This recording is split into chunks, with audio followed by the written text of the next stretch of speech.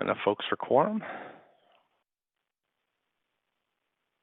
I'm not seeing quorum at the moment. Councillor Wiebe, are you here now? I'm here and I'm willing.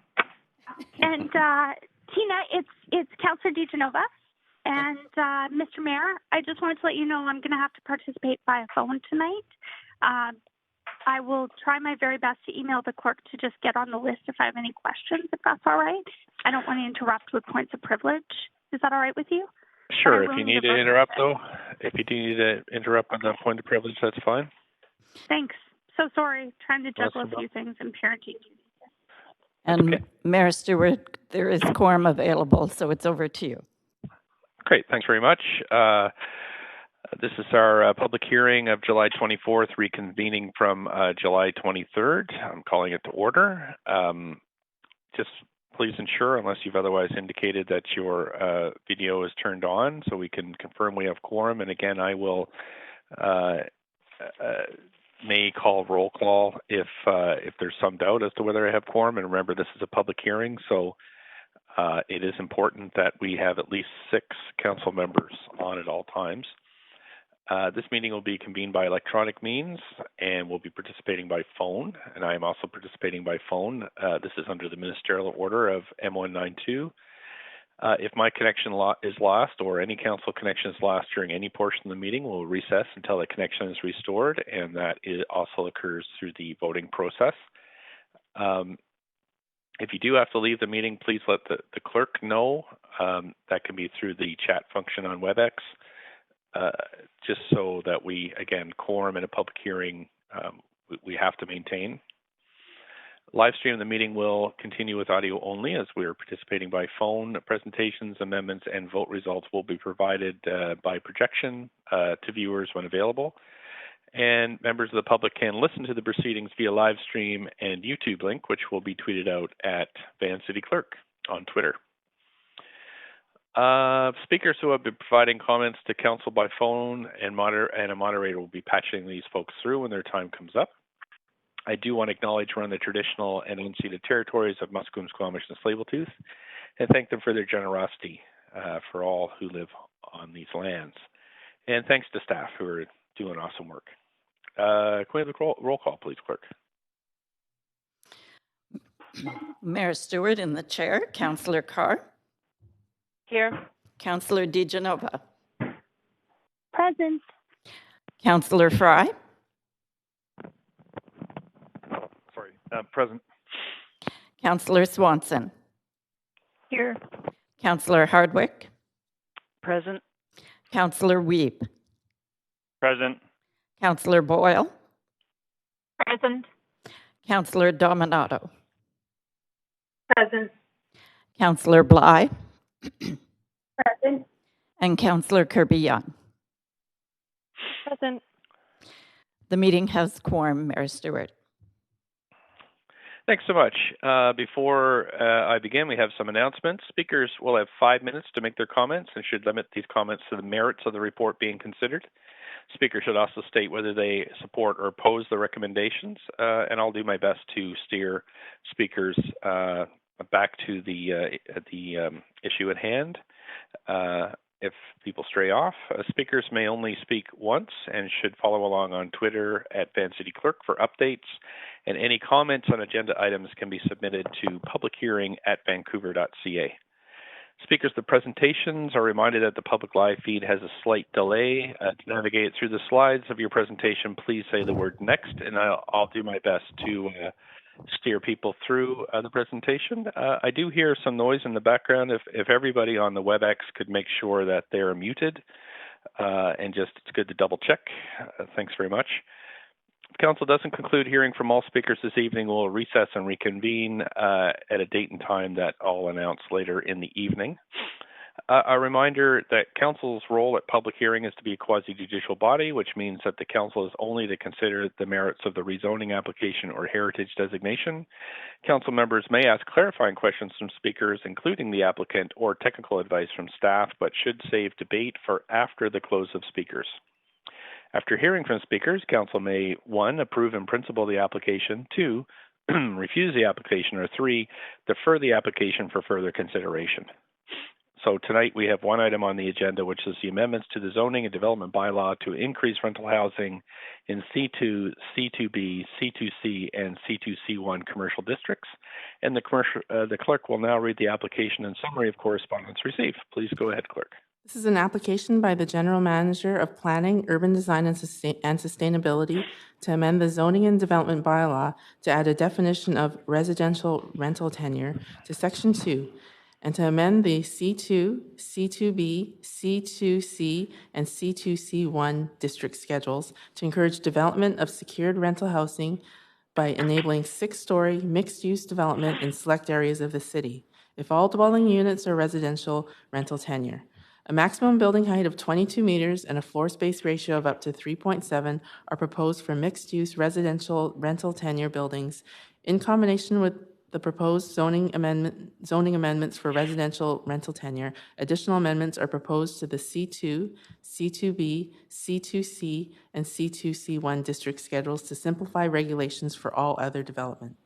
The following correspondence has been received since referral to public hearing and prior to the close of the speakers list and receipt of public comments.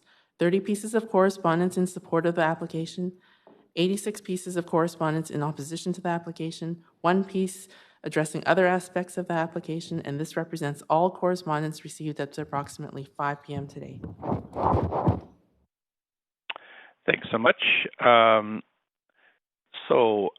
If there are any speakers for this item who wish to speak to council, please call toll-free 1-833-353-8610, followed by participant code 1061445 hashtag.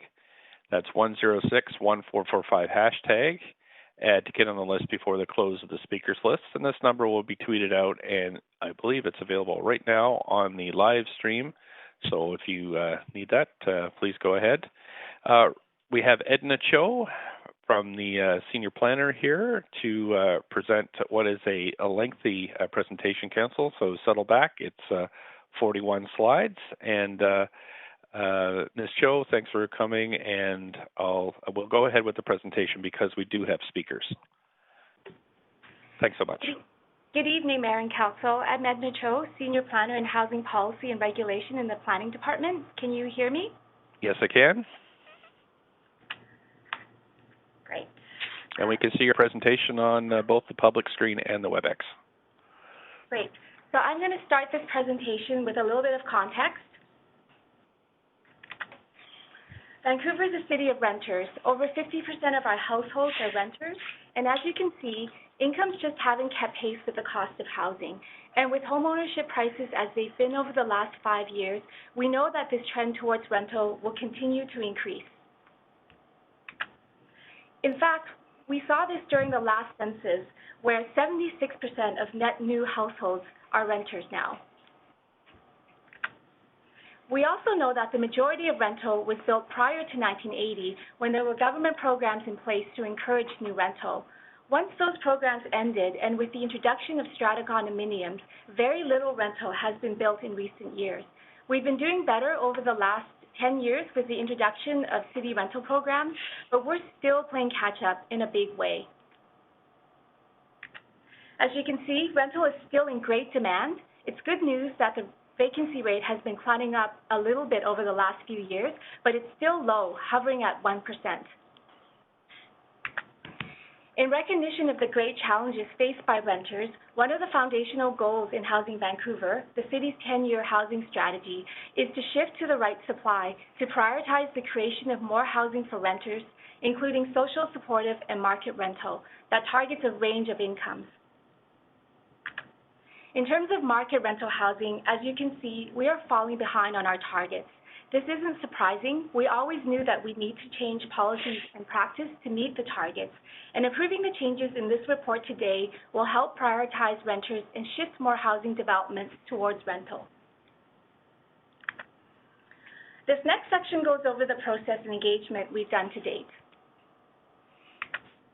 The report focuses specifically on improving and increasing rental delivery in C2 commercial areas in the city. We've received lots of direction from Council over the last 3 years to implement this action, beginning with the Housing Vancouver 3-year action plan, which asked staff to explore zoning amendments for rental in C2. We also conducted the rental incentives review last year, which culminated in the approval by this Council of the secured rental policy last November, which contained direction for staff to implement changes to the C2 zones to enable 6-story rental directly in the district schedule. We did extensive engagement with the public and stakeholders over the last few years, beginning with the rental incentives review through open houses, 3 different types of surveys, and workshops.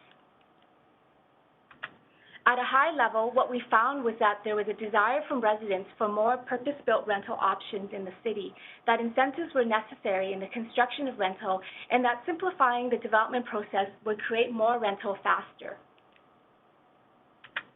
This resulted in Council approving the new secured rental policy last November. The approach we took was to maintain current rental opportunities under that policy while improving implementation. So for C2 specifically, Council approved work to begin on district schedule changes to streamline processing and direction for staff to utilize the new rental zoning tool from the province. Practically, what does this change mean? Over the last decade in C2, 6-story rentals have been allowed through rezonings. Over 25 projects approved, resulting in 1,500 units. So the 6-story rental form isn't a new form in these areas, and we've learned a lot from these past projects. And what we're proposing is to add the density and height provisions directly into the district schedules. This will mean eliminating the need for a rezoning, which will take 9 to 12 months plus costs off the process. We note that 4-story projects in C2 currently do not undergo a rezoning, and so this is leveling the playing field in terms of process for rental projects. And this is important because we know that stratas are more profitable than rental. As you can see here, even with 10 years of rezoning incentives that have allowed for additional density and height for rental in C2, the majority of developments, 75% of projects, have been strata. And we hope by simplifying processing requirements that we can start to shift more of that strata development towards rental. So today we are proposing to amend the following: the zoning and development bylaw to include a new definition of rental tenure zoning, amendments to the C2, C2B, C2C, and C2C1 district schedules, new 6-story design guidelines for C2 rental buildings, and amendments to the existing C2 guidelines, as well as minor consequential amendments to the secured rental policy. We also did additional engagement earlier this year specifically focused on the proposed C2 changes, including 6 public information sessions, online comment forums, and a series of stakeholder workshops. Here's a summary of what we heard. There's a need for new rental options, that these changes will speed up the delivery of new rental and enable renters to live near shops, services, and transit. We also heard some concerns around shadowing, design, and impacts on the shopping streets, as well as impacts to local businesses and concerns around neighborhood fit. From stakeholders, we heard support for measures to create more rental, a desire for more height and density than what's proposed to aid project feasibility, as well as a desire for both clarity and flexibility in the zoning to respond to site-specific conditions. And we'll discuss how we respond to this feedback throughout the rest of this presentation. We also received broad citywide support from the Talk Vancouver survey we conducted last September as part of the rental incentives review. 85% of residents believed there was a need to build more purpose-built rental in the city, and over 77% of the respondents agreed that 6-story rentals should proceed through a development permit process rather than through a rezoning. So let's move on to the details of the proposed zoning amendments. We're trying to achieve multiple city objectives with these changes, including to increase rental housing, streamline processing, address the climate emergency, improve livability of the units in the buildings, as well as to enhance these important local shopping areas. As part of this work, we retained a design consultant Perkins and Will Architects to undertake design testing against these stated city objectives, and what they concluded is that simplified building forms with fewer building steps can achieve our multiple objectives, particularly in achieving green buildings, improving unit layout, as well as enabling wood frame construction. The more complicated the building is, the more difficult it is to build in wood, which is not only less expensive to construct, but is much better for reducing embodied emissions. They also pointed out the importance in providing some flexibility in the zoning to enable multiple design solutions, and this can better meet local context and address unique site conditions. Here's where the new zoning for six-story rental applies, in all the red areas of the map.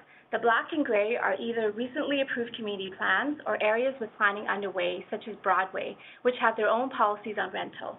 And these next set of slides go through the specific changes. So, height and density. Currently, C2 zones allow for four-story mixed-use buildings with a density of up to 2.5 FSR. Based on our learnings from the last 10 years of rental rezonings in these areas, where we've approved heights between 65 to 80 feet, our proposed approach is to allow 6 stories, up to 72 feet, mixed-use rental with a maximum density of 3.5 FSR or 3.7 on larger corner sites. This will help increase the speed and delivery of rental, clarify rules, as well as locate rental close to shops, services, and transit, which is great for achieving walkable communities. Simplifying building forms. Currently, our practice has been to require multiple step backs at the rear of the building. We've learned through analysis that this tiered approach can make it more difficult to achieve building in wood or to passive house standards, and that there can be challenges in creating livable units, because some portions of the tiers will result in units that are too deep and leave less flexibility for where you can fit your family units. So our proposed approach is to require only one single step at the rear of the building, 15 feet from the upper stories. We did hear concerns about shadowing on local shopping streets, so we're taking a balanced approach to ensure that we are also prioritizing solar access to the public realm. Currently, there isn't a standardized approach to maintaining solar access, but we are proposing that on narrower shopping streets, the upper portion of the building be set back further from the property line. This will apply mostly on arterials running east and west with a right-of-way of less than 90 feet, where the shadows are greater. These proposed changes will be meeting climate emergency objectives. Currently, there are no green building requirements in the existing C2 zoning, but rental projects through rezonings have been required to meet the green buildings policy for rezonings. We know this is one of Council's key priorities, as well as for many members of the public, so we are proposing to require green building standards for rental, either through passive house or will be requiring that they meet the same energy efficiency requirements in the green buildings policy for rezonings, plus zero emissions heating and hot water requirements. In addition, as mentioned earlier, we are enabling a simpler form, which also helps meet sustainability objectives. Flexibility in design approaches. Through consultation with architects, we've heard that our current C2 district schedules are very prescriptive, so it's difficult to accommodate unique site conditions such as small sites, sloping sites, higher residential commercial ceilings, and can lead to challenges in layout and design. So the proposed approach does a couple of things. First is to allow for a larger building envelope, but with a set density so that there's more opportunity to respond to unique site conditions and context. So essentially there's more room to design in. Second is to allow a little bit more height to 72 feet to enable higher commercial ceiling heights, as well as to accommodate things like parapets and challenges faced by sloping sites. We're also trying to enhance the public realm in shopping streets. Currently, the minimum front yard setback is 2 feet in C2 areas. We know through analysis and consultation that the shopping streets and sidewalks are really important, as these areas are often the hubs of the neighborhood. So the proposed approach is to significantly increase the front yard setback to 8 feet to ensure sidewalk widening, as well as updates to design guidelines to promote articulation of building frontages to maintain pedestrian interest. We're also going to be improving new commercial spaces. We know through past projects that these retail spaces can become very important places in the neighborhood, and that higher ceiling heights in retail is often desirable, particularly to accommodate businesses such as restaurants that require extra height for ventilation. So we're going to be requiring a minimum FSR of 0.35 for retail, as well as encouraging the higher commercial ceiling heights, which I mentioned earlier. We also want to ensure better livability for new residents. Currently, the C2 regs do not contain family housing requirements. In order to ensure diversity in our stock and help retain families in the city, we're requiring 35% of all units be suitable for families. We're also allowing minor relaxations to encourage shared amenity spaces on the rooftop to encourage more interaction between residents. We've also introduced a courtyard form for C2, which can be achieved on larger lots and can be a desirable housing form for families. And finally, this will be Vancouver's first use of the new rental tenure zoning authority. The province amended the Local Government Act and Vancouver Charter to provide local governments with a new authority to zone for residential rental tenure. We're proposing to add a new definition of residential tenure, residential rental tenure, which will include market rental, social housing, and co-op into the zoning and development bylaw. We will apply this to C2 so that projects that meet the definition of residential rental tenure and the specified criteria will be provided allowances such as additional height, density, and reduced setbacks discussed as part of this presentation. We're also proposing some minor changes to C2 zones, including in community plans. These changes are intended to align with some of the rental changes. It's important to note that we are not recommending any changes to the densities currently allowed. So there's no additional densities being proposed, nor will applicants be able to add any additional stories. Just to go through these quickly, just like for rental, point of privilege, Mr. Mayor. Mr. Mayor?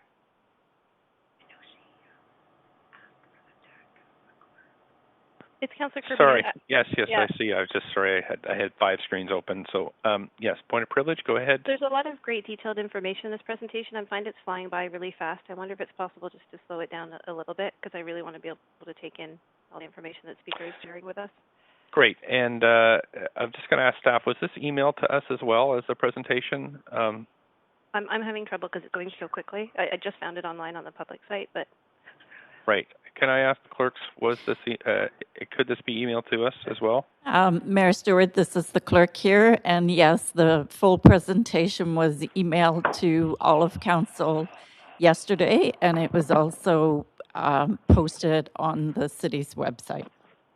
Okay, and also I know there's a number of public speakers, and I'm sure council will have questions. So if we could also have this presentation available, so it'd be we'd be able to speak to particular slides, especially if there are questions. So, okay, Councillor Kirby-Young, does that help?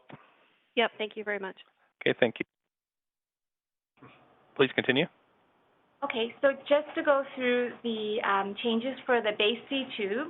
Just like for rental, we're requiring a minimum of 0.35 FSR for the commercial space, as well as allowing a bit more height to encourage higher commercial ceilings. It's interesting, what we heard through our consultation with the BIA directors is that the commercial in the new rental buildings generally perform well, as the projects need to lease out the commercial space to make the projects work. They identify that it's often the new strata developments that produce poor quality commercial spaces that are left vacant. Some of them have, really low ceilings, or the space is just an afterthought. So our intended changes here are to improve this current situation, to ensure that there's enough commercial space in these new developments, and that they are of higher quality and more attractive to potential businesses that may want to open there. Sorry. For the front yard setbacks, we want to enhance the public realm. So same as for rental, we'll be increasing the setbacks from 2 to 8 feet to ensure wider sidewalks. In addition, we're mirroring the same setbacks for the rear, 1.5 feet for the ground floor, and one uniform setback of 20 feet on the upper stories.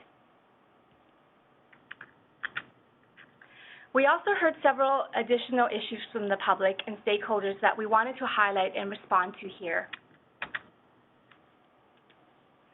We heard concern that property values will increase, leading to speculation, increased property taxes, and rapid pace of change. Through our financial testing, we have found that even with rental allowances proposed in this report, strata development or the existing use as a commercial building continues to be the most valuable property use in C2 areas.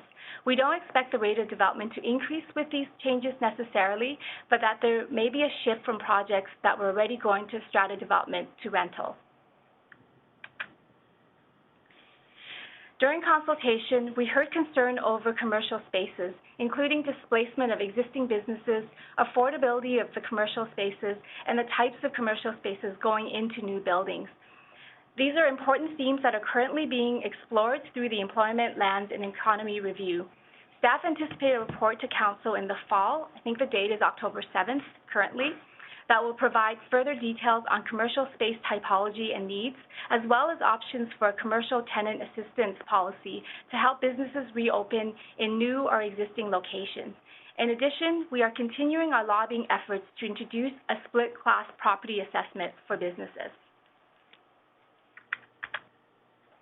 We've had questions about the protection of the existing rental stock in C2 and the timing and progress of Council's approved motion to extend the one-for-one rental replacement requirements under the rental housing stock ODP to C2 areas. That work has begun. Analysis and economic testing is underway. Consultation with property owners will be in early fall, and we expect to bring a referral report to Council later this year. It's important to note that the recommendations in this report for six-story rental will not result in any net loss of rental units, and in fact would result in greater than one-for-one replacement of rental units that would be currently required under the rental housing stock ODP.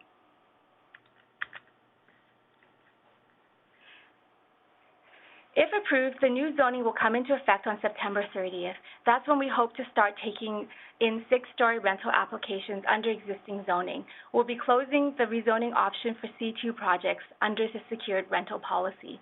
To ensure a smooth transition, we will continue to process existing C2 development applications under the old rules, as well as in-stream rezoning applications and inquiries.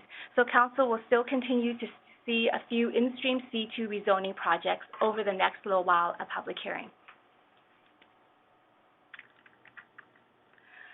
We also received some additional questions from Council today. Most were already addressed in the presentation, but I'll go over the ones that haven't been addressed. So question 1, will the proposed rezoning be an incentive to gentrify existing businesses and rental apartments? So it's important to note that six-story rental is already allowed now through rezoning policy. The change tonight to the C2 zones is about changing the implementation method from a rezoning to a development permit process. There are different factors that lead to rising rents in the city, the major one being low vacancy rates and high demand for rental that results in intense competition between renters for apartments.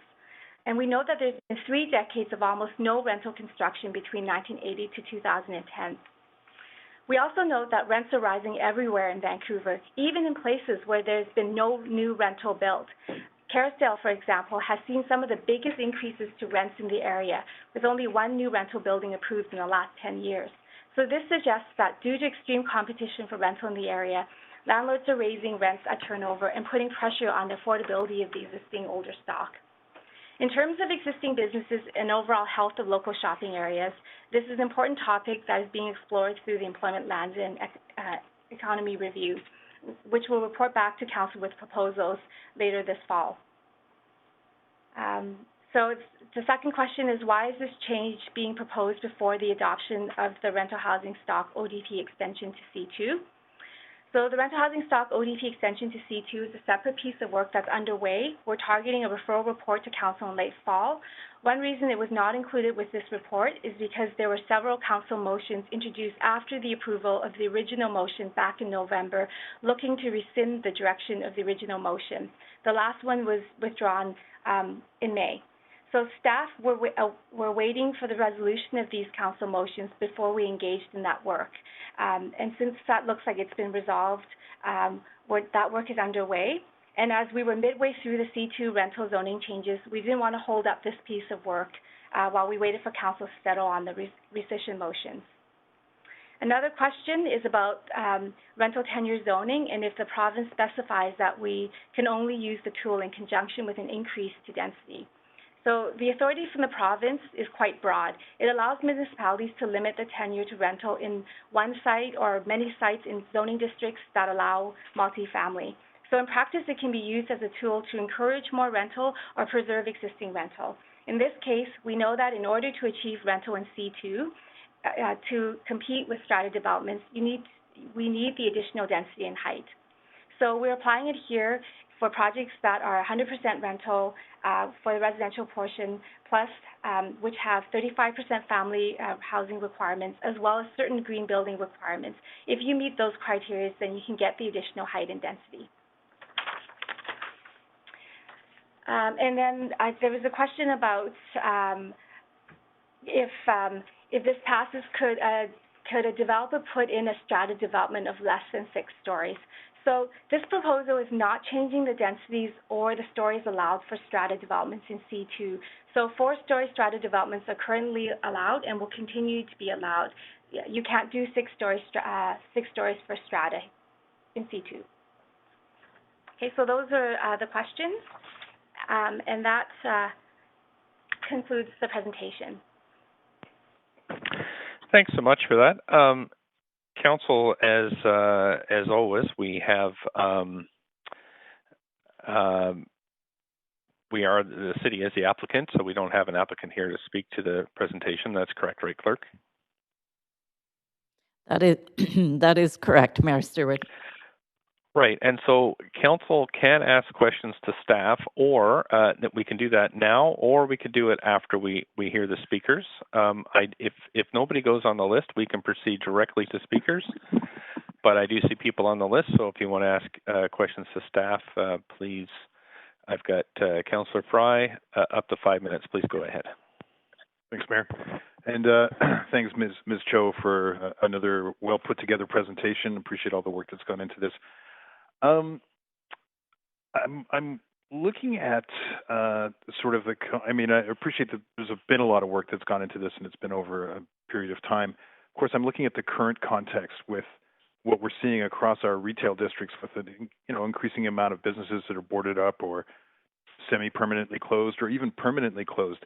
And I'm wondering if you guys have had any kind of analysis of what that might do to, say, incentivize redevelopment of these local serving high streets in the C2 districts by virtue of the fact that COVID has hammered a lot of businesses out of existence and it may take some time to recover.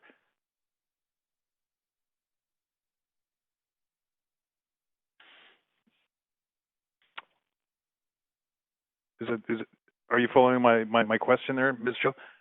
I guess also, given that this is making it easier to get a DP rather than go through a rezoning, and that we're talking about a lot of C2 districts which would have seen closures as a direct result of COVID, and we still don't have an analysis that may be coming forward from the Employment, Lands, and Economy Review. Do we have any sense of what this, if we might be creating an additional incentive given the current climate of economy? Staff, we have somebody there? Good evening, Council and Mayor. It's Susan Hay, Deputy Director of Long Range Planning. To Councillor Fry's question, I just wanted to highlight that as part of the COVID recovery strategy being led out of the Mayor's office, we have a very strong community recovery and economic recovery stream that are actively at work. We're coordinating that work with the Employment, Lands, and Economy Review. We're actively monitoring. Oh, I'm sorry. Sorry. We didn't hear the first part of whatever you were saying. You just came online now.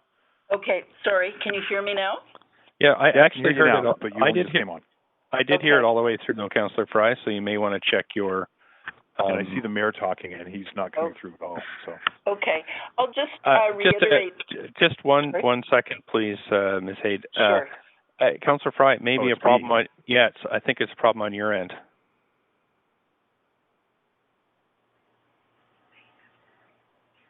How are you doing? Can you hear? I've stopped your timer. I hear you now live. I'm Okay, you hear me now? Okay. So do you think we're okay to proceed? I think so, yeah. Okay, great. So perhaps, Ms. Head, you could start from the beginning again on your response, and I'll just hold your timer, Councillor Fry. Sure, thank you.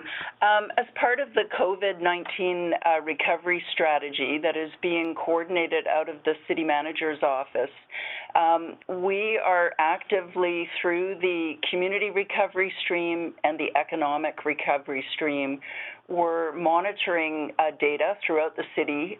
We're working very closely with our BIAs as well to look at implications on small business.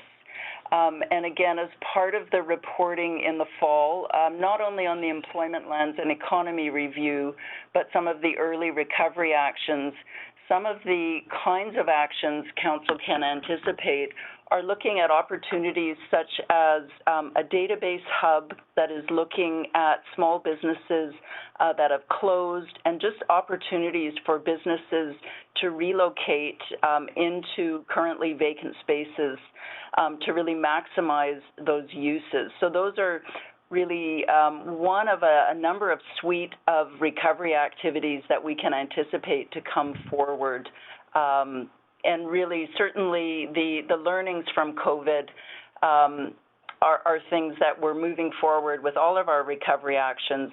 But we do feel that the measures in the C2 amendments, if anything, really expand and enhance the opportunities for small business and local neighborhood vitality, just with increased density and improved commercial. Right. Okay. I mean, I understand that, and I appreciate that a lot of the new replacement retail may be at a different price point and bring in different retailers. I guess my direct question then is, does the new sort of expedited process that no longer requires a rezoning and could go directly to DP, given the extraordinary amount of business vacancies in C2 right now, do we anticipate that this might give more incentive for folks to redevelop C2 low-rise mom-and-pop type shop environments that are currently shuttered? So I think it's important to note that the highest and best use right now in C2 continues to be strata development. So as over the last 10 years, we saw that, even with rental incentives that were being provided, over 75% of the projects were strata. So what we would expect to see here is, by introducing these changes, we might see some of that development shift to rental, but we're not anticipating an increase in overall development. Is it conceivable that we could apply a cap to this to make sure that we don't see a rush on vacant storefronts? So the ELER work is looking at monitoring, small businesses and looking at the health of local businesses, and we'll be reporting back in the fall with data and analysis on possible strategies of what they can do here. I'm out of time, but that's early fall or late fall? The targeted report is on October 7th currently. Thanks, Ms. Cho. Thanks. And we, again, have opportunities for more questions, either a second round in this phase or after speakers. Councillor Hardwick, up to 5 minutes, please. Go ahead. Questions to staff. Absolutely. So speaking of data, did you see StatsCan's data that came out in the last couple of days that talks about a shift in demand from condominium apartments? If not, I suggest you do. And I remain concerned that we're relying on out-of-date scenarios. But one of the concerns that I had about the data, and I would like an answer on this, is you were linking construction rates to rents, which has never been demonstrated. So on what basis or analysis are you linking the vacancy rate and rents to the amount of rental construction in recent decades? Can you point to any research documenting a link? And if not, why are you making this claim? And I'd like a Vancouver or Canadian-specific example, not the United States, please.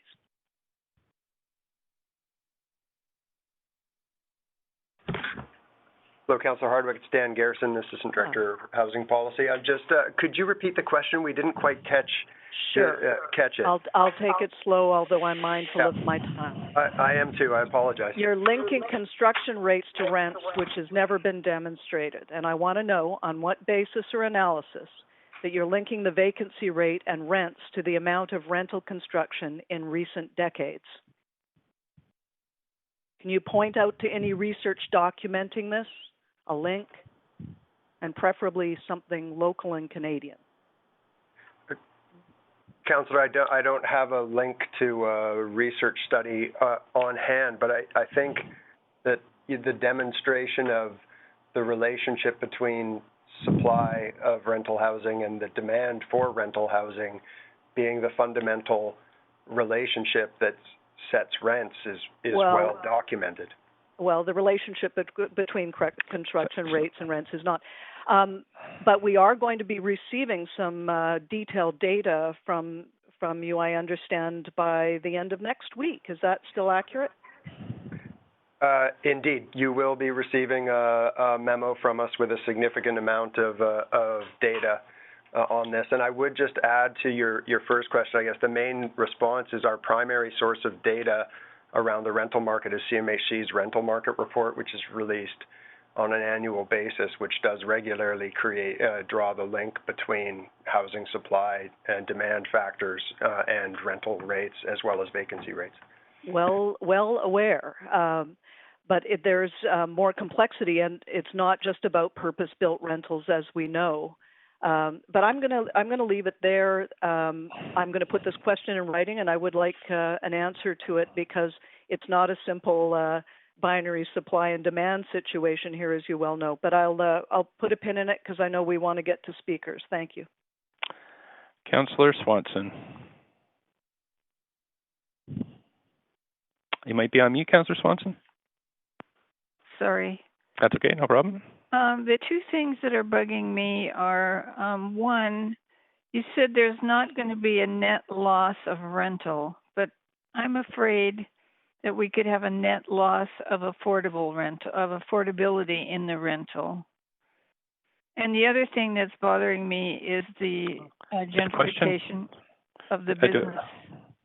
You have questions here? Yeah. Just let me finish and then I'll come to the question. I'm not known for talking endlessly. Yep, I just have to steer everybody to questions in this portion and then debate comes after. Please the go other ahead. thing I'm worried about is unleashing the gentrification forces on the businesses. I know you said that there's going to be a report in October, but I'm wondering, are there any mechanisms to maintain affordability of both rental and business?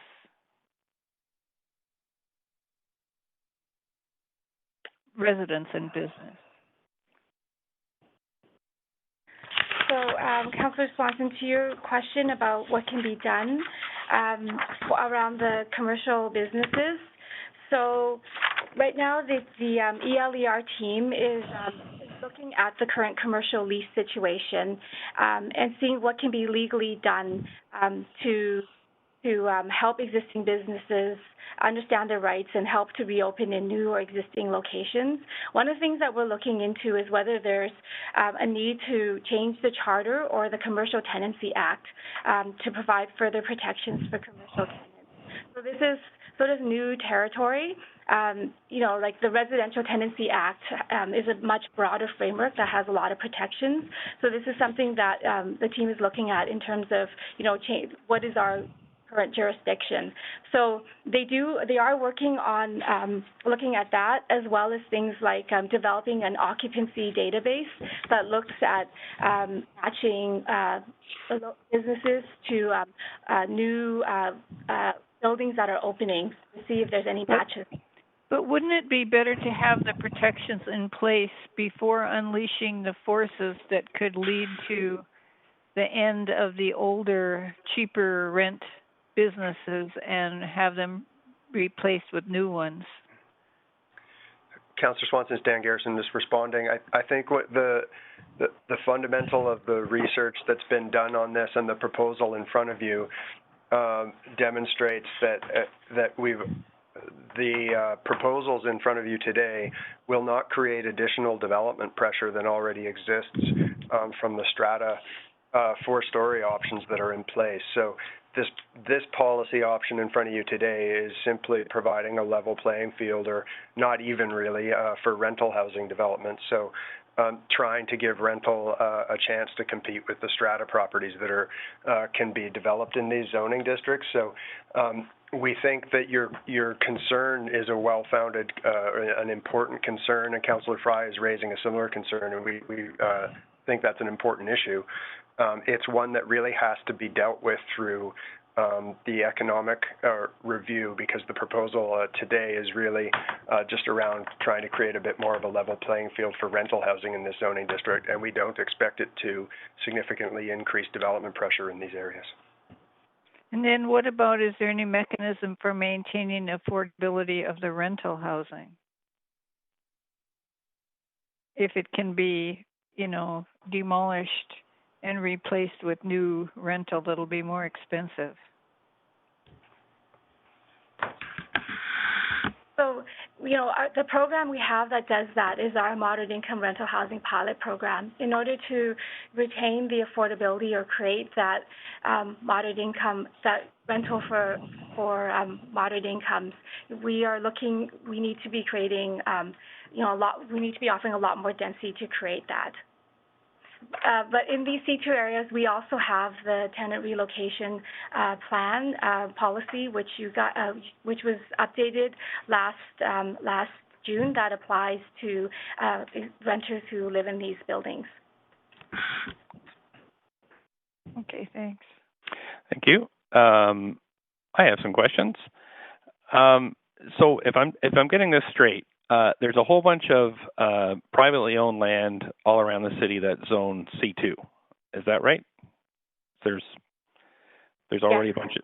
Right, okay. And so under the C2 zoning, these landowners now have the option of building up to 4 stories of strata housing. Is that more or less correct?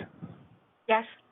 Right. And so these changes would bring in the new provincial guidelines around rental, but it would give the property owners a choice of either, if they're going to demolish this anyway, of either building 4-story strata, which is extremely expensive, or 6-story rental. Is that kind of the crux of what we're trying to do here? Yes, under the existing zoning. Yes, because under the existing zoning, right? That's right, because 6-story rental through rezoning policy is already allowed right now. What we're proposing here is to put that 6-story form under the existing C2 regulations.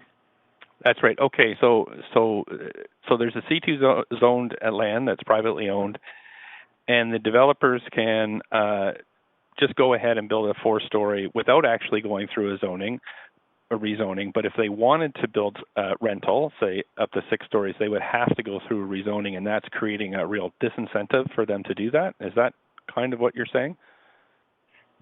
Yes, in terms of the processing, yes, it's much longer to go through a rezoning, because then you have to also go through a development permit process afterwards.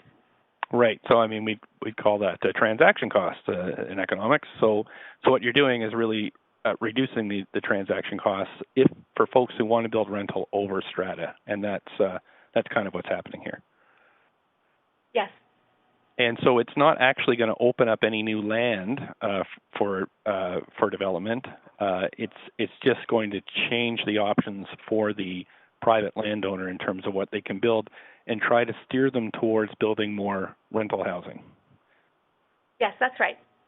Okay. I think I got it. Thanks very much. On to Councillor DeGenova.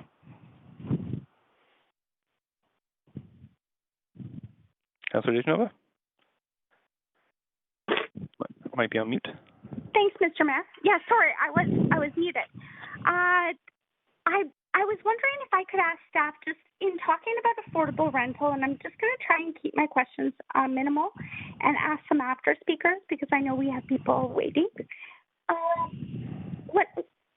Do we know roughly in the area of how many non-profit organizations that, you know, serve people in our city rely, how would this affect their applications or the service they're able to provide to people? When I think through just the pro formas and rent and being able to sort of move forward in the way that we've kind of contextualized projects in the past. I understand that we're looking at policy here, and this moving forward would be policy, so I'm just trying to understand how that would affect affordability and sustainability in the future for them. So our proposed definition of residential renter tenure actually includes nonprofits, so social housing and co-ops. So those nonprofits are also eligible to apply under existing zoning should they want to do a co-op or a social housing project in C2 and go under a DP process rather than a rezoning. Okay, and then thank you so much. And just to follow up to that, I understand just, you know, from my previous experience and work in the nonprofit sector that a number of C2 sites are indeed owned by nonprofit organizations. Is that correct? And do you have numbers on that? I've mentioned this a few times in council, and I understood that those numbers would be made available at some point. So I assumed that the public hearing was the proper venue to ask those specific questions. So there are some, there certainly are some in C2, but we don't have the data on how much right now. Okay, but there are some, and is there any way that staff perhaps, not trying to put you on the spot right now, but maybe would it be fair to ask the question a little bit later as to, you know, for some examples of how nonprofits have been able to sort of move forward or benefit from, I suppose, redeveloping their sites to include more supportive housing or more housing or, you know, more opportunities, be it social enterprise or whatever that might be. Yes, we can look at that and try to get you the data. Yeah, but Thank you certainly so much. Right now, if you are a nonprofit and you own the land, you can definitely apply under the zoning, under development permit process, and get up to 6 stories. Okay, thanks. And just one more quick question. In talking, appreciate the presentation. In looking at sort of adopting all of the green building requirements, would this mean that there would be no natural gas hookup allowed or permitted in C2 moving forward? If the recommendations by staff are adopted tonight at public hearing? I'm going to ask Mr. Pander from Sustainability, if you're there. Yeah, I'm here. It's Sean Pander, manager of this green building group within Sustainability. No, we would still allow natural gas hookups for cooking, and if for some reason in rental someone wants to do decorative fire, which I don't imagine, that's not something we see. I was thinking cooking. Thank you. Yeah, yes, gas would still be allowed if the developer wanted to. The requirements really drive changes to the space heating and hot water. Okay, and we would maybe consider that also for outdoor barbecues, so we weren't dealing with charcoal barbecues. Is that correct? Most depends on the barbecue. The barbecue, yeah, outdoor barbecues are not regulated if they're not connected to the building. So portable barbecues, we don't regulate through the building bylaw or through district schedule. And in this case, the greenhouse gas limit would still allow for modest amounts of building connected natural gas barbecues. Thank you. I know there's propane, but charcoal is an unintended consequence sometimes of that. So thank you very much. And then just a heads up to staff, and I can ask this a little bit later unless they have the exact information right now. Actually, you're just at 5. Okay. Then I'll have to hold the rest of my questions until later. Thanks so much. Thanks very much. Councillor Carr, up to 5 minutes. Great, thanks. Actually, most of my questions have been asked, so I've only one left. The presentation noted that there were open houses and specific consultations in the development of these changes. Did we specifically reach out to stakeholders like neighborhood associations or BIAs, since these changes actually affect local community or neighborhood shopping streets or high streets? Yes, we did do consultation with the BIAs, both in the fall and during this round as well. And what we did was we located the open houses near all of the close to the neighborhood associations, so that it would be easy for residents to attend. Okay, but when you identify specific consultations, you invited the BAAs. Did you invite the local neighborhood associations? We did mass posters and mail-outs through our listservs to notify all of the different groups that we have on our listservs, and so those were notified and they were invited to come to our public open houses. I'm sorry, listeners? We have a list of listservs. Sorry, listservs. Oh, the listservs. Got it. Which includes members of the public as well as stakeholders and associations. Is that like Talk Vancouver or beyond Talk Vancouver? We have our own through the Housing Vancouver. Okay. Yep. Okay. Thank you. That's it. Great. Thanks so much. Councillor Dominato, up to 5 minutes. Thanks, sir. Just one quick question to start is to confirm we will be able to do questions after speakers. Yep. Sure. Yep, please go ahead. Okay, I'll just do two quick ones because it's information I'd like before that. Is there a more detailed map of the C2 zones than what we have in our package so that you can actually see the delineation of the blocks?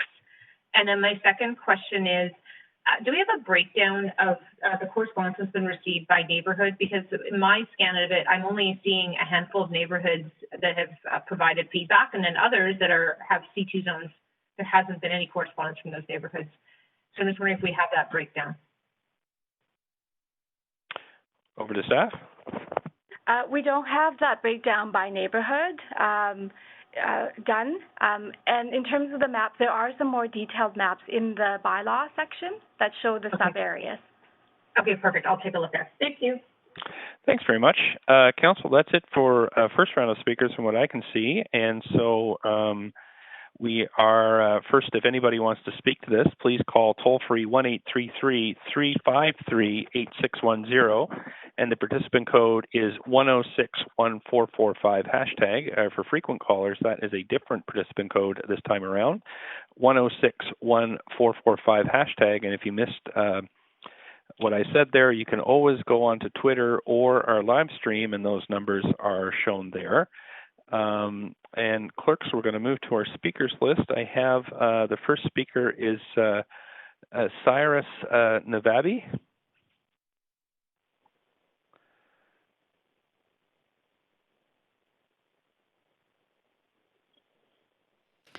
Can you hear me? Yes, I can. Is this Mr. Navabi? Yes, thank you, Mr. Mayor. Thanks very much. You have up to 5 minutes. Hi, go right ahead. Thank you.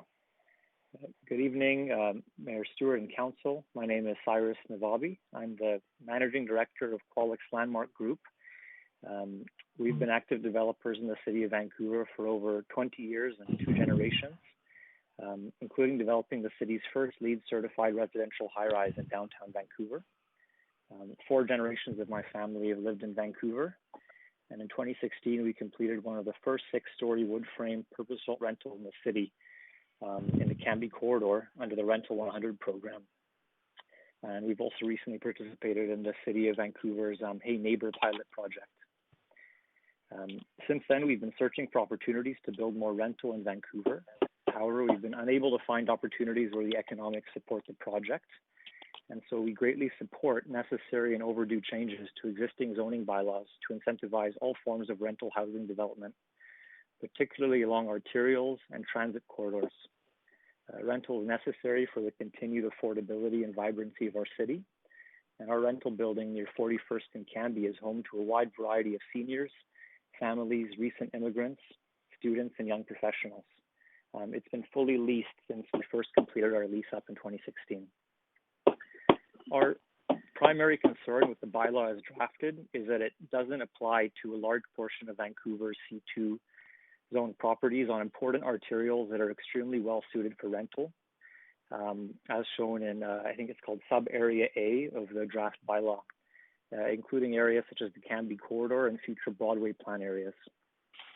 I understand the rationale for allowing existing and proposed neighborhood plan principles to take precedence, but surely it's still better for existing C2 sites, which are allowed to redevelop to 4-story market condo, to have the option at least to redevelop to 6-story rental in the interim. While the city may prefer that these properties rezone within the area plan guidelines, the owners will still have the option to develop 4-story market condo, but not the option to develop a 6-story rental, which the city desperately needs.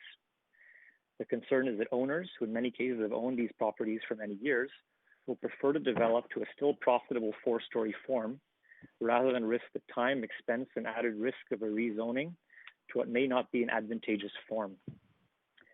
Given our housing affordability crisis and the good work done to retool C2 zones, it seems strange to me not to include wide tracts of the city. For our firm, for example, we've spoken to staff regarding a property near the intersection of Kingsway, Fraser, and 16th, where that neighborhood has seen significant rezoning to 6-story wood frame. However, under this policy, properties on the north side of 16th, which are still over 1 kilometer in some cases from a SkyTrain station in the future, will not be able to pursue 6-story rental under this program. And due to the interim rezoning policy as part of the Broadway process, they also won't be able to rezone under the secured market rental policy. And so they really have no option but to wait for a Broadway plan to be completed that's full of unknowns, or go ahead and develop under C2. Whereas properties on the south side of 16th Street can go ahead under this new program if it's approved. So I strongly encourage Council to approve this bylaw with the addition that it be applicable to C2 sites citywide. Thank you for your consideration. Thanks for calling in. I actually have a question for you. I don't see anybody else on the queue. I really appreciate you coming in this evening and speaking to us. I have some questions about building strata in C2, the current allowance. Have any experience with that at all? Yes, we're in the process of developing a C2 site on Dunbar Street. Okay, and so if you can just walk me through the process, your company looks for pieces of property to purchase that you can make a profit on, and I guess you'd be looking to make a healthy profit if you can, and then you buy a piece of C2 property, and under the current zoning, you don't have to go through rezoning. You can tear down whatever's there as long as you get a development permit, and then build the strata. Is that correct? That's correct. Right, and is it a fairly quick process, an attractive process? Can you kind of let me know a little bit about how you generally look at how things currently sit? Well, I think the C2 zone is a legacy zone that's been in the city for a long time, and I'm not an architect, but I understand that it has some challenges, particularly on smaller slope sites.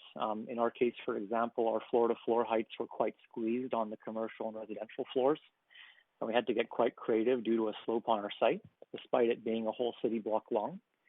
We went through extensive community consultation as well. However, it's certainly still quicker than a rezoning process, which is extremely risky and time intensive. Right, and would this be, so say on the site that you're developing now, sorry, I forgot the location, if this zoning was in place, would you have perhaps made it a rental building instead of a strata building? It's tough to say. It depends on the purchase price expectations of the vendor of the land. Okay. In that case, I think the expectations, in that case, I think there's a wider delta between what a strata project could achieve and what a rental project could achieve. And so the economics are different. However, for a location such as Kingsway, a group such as ours that would be looking to hold this asset long term and is interested in doing more rental, with a narrower delta, we would prefer to make the jump to rental. Okay, and so, however, on all sites, you might at least consider it, and probably on all sites you would consider 6 stories of rental versus the 4 stories, especially because the commercial has, for example, higher ceilings within the new proposal here? Certainly, we would consider it. It would be a welcome option. Okay, great. Thanks very much for your time this evening. Appreciate it. Council Speaker 2 is withdrawn. Speaker 3, I'm just looking here for the clerk's queue. Hi, yes.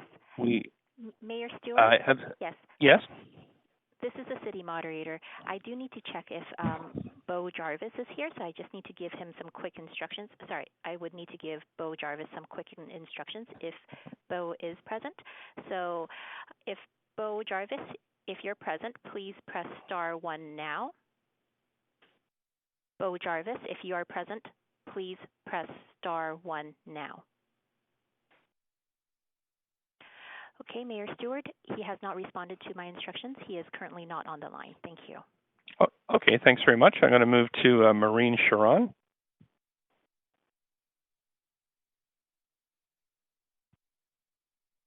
Maureen Sharon, your line is unmuted. You may proceed.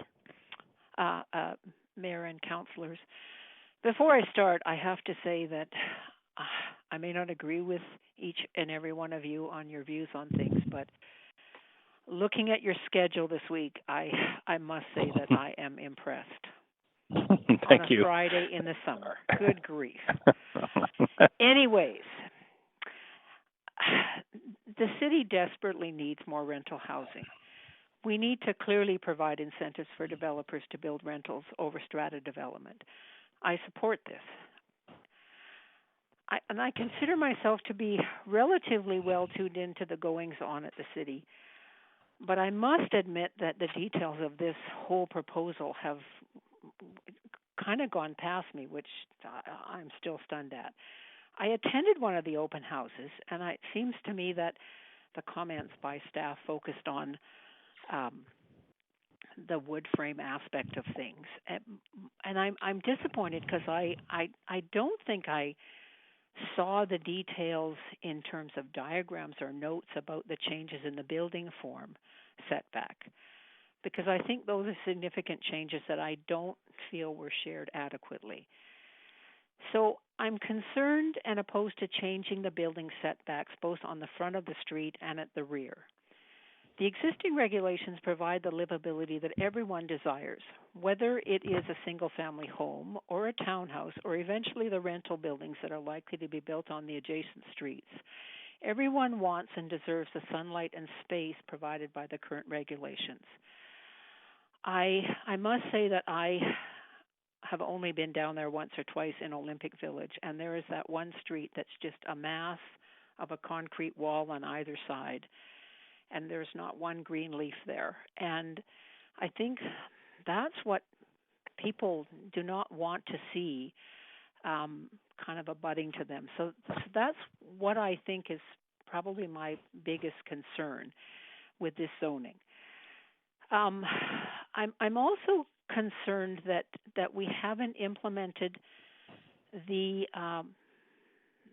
rules that I think you passed last fall, requiring and ensuring replacement of existing rental apartments in the C zoning area. And I really think that needs to be put in place before we start accepting applications.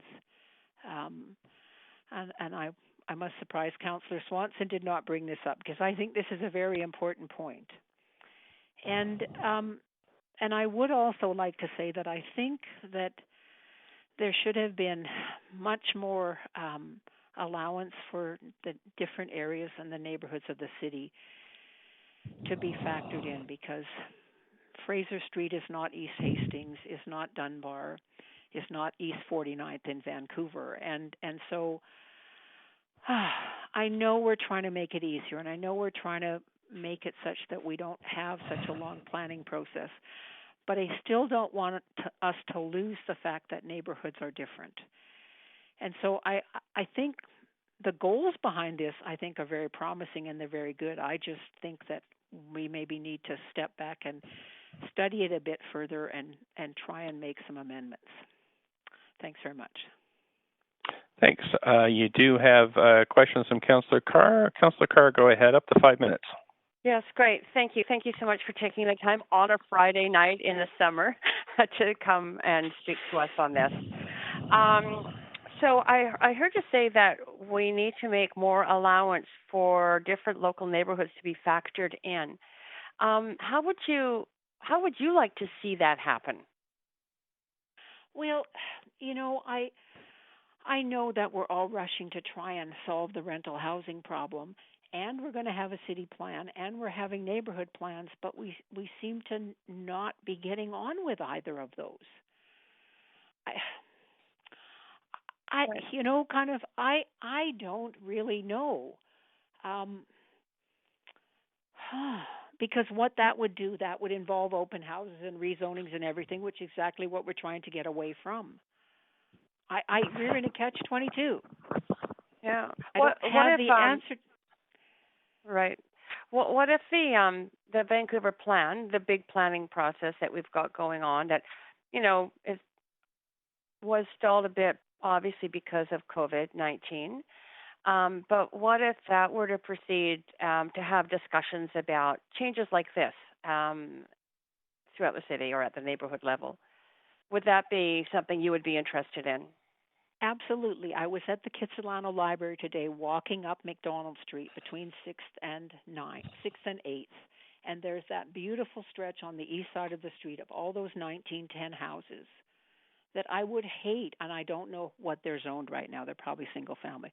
But I would hate to think that those were replaced as a result of a broad zoning. And so while I'm hesitant to say this because I know we want to take this out and make it easier for people to build rental, how do we keep those kind of sensitivities in place? Because that block that I've driven by for 40 years is an incredible block. Yeah, I know it is. I lived for many years right by it. Yeah. Right? There are things like that everywhere that I think everybody would like to have. And that's why I think we need to kind of step back and study this a bit more before we rush ahead. Okay, thank you for coming out tonight. I mean, you didn't come out, for being on the line tonight. Okay, thank you. Thank you. You still have questions. Councillor Kirby-Young, up to 5 minutes. Hi, thank you. Hi, Ms. Sharon. I just want to sort of follow up a bit on that because I think you said the goals are worthy, but we need to step back a bit and make some amendments. And I just wonder if you can carry on with that train of thought around what amendments you would be proposing or recommending, or where we would zero in on. Other than kind of that main point of how we keep it at a neighborhood level. But I really do have a problem when I because I haven't had a chance as you when you said the slides were happening. It really concerns me that we're going to lose the livability of the city in general if we're not paying attention. So those setbacks. And is that because it's because of the building form specifically? Yes. I just want to make sure really zero in on what you're saying. Yes. Because I actually asked one of the planners how come we were only going to six stories, because I thought, well, why not go to more than that? And he explained to me that it was because of the wood frame building, right, the mass timber building. That's what they were hoping to achieve in this particular zoning. But I wouldn't like us to see losing the setbacks and losing the things that give people space from their neighbors. As I look across at this gorgeous pine tree, I wouldn't like to look at a kind of wall of apartments, right, without some kind of form and shape. I hear you. Does it change your perspective at all with the allowances that are made to have wider streets and sidewalks in front? So the street kind of public realm moving from 2 feet to 8 feet for those wider boulevards? It does on the street side. The building itself has to be set back? Go ahead.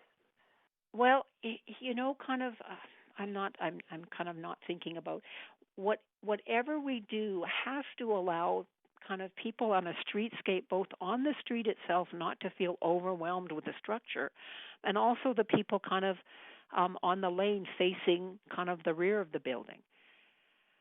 Like I said, I don't remember seeing the building forms in the diagrams at the open house. But I think that we need to kind of, I know we're up against pro formas and business cases, but we really need to keep the livability of the people that are going to be in these places in mind.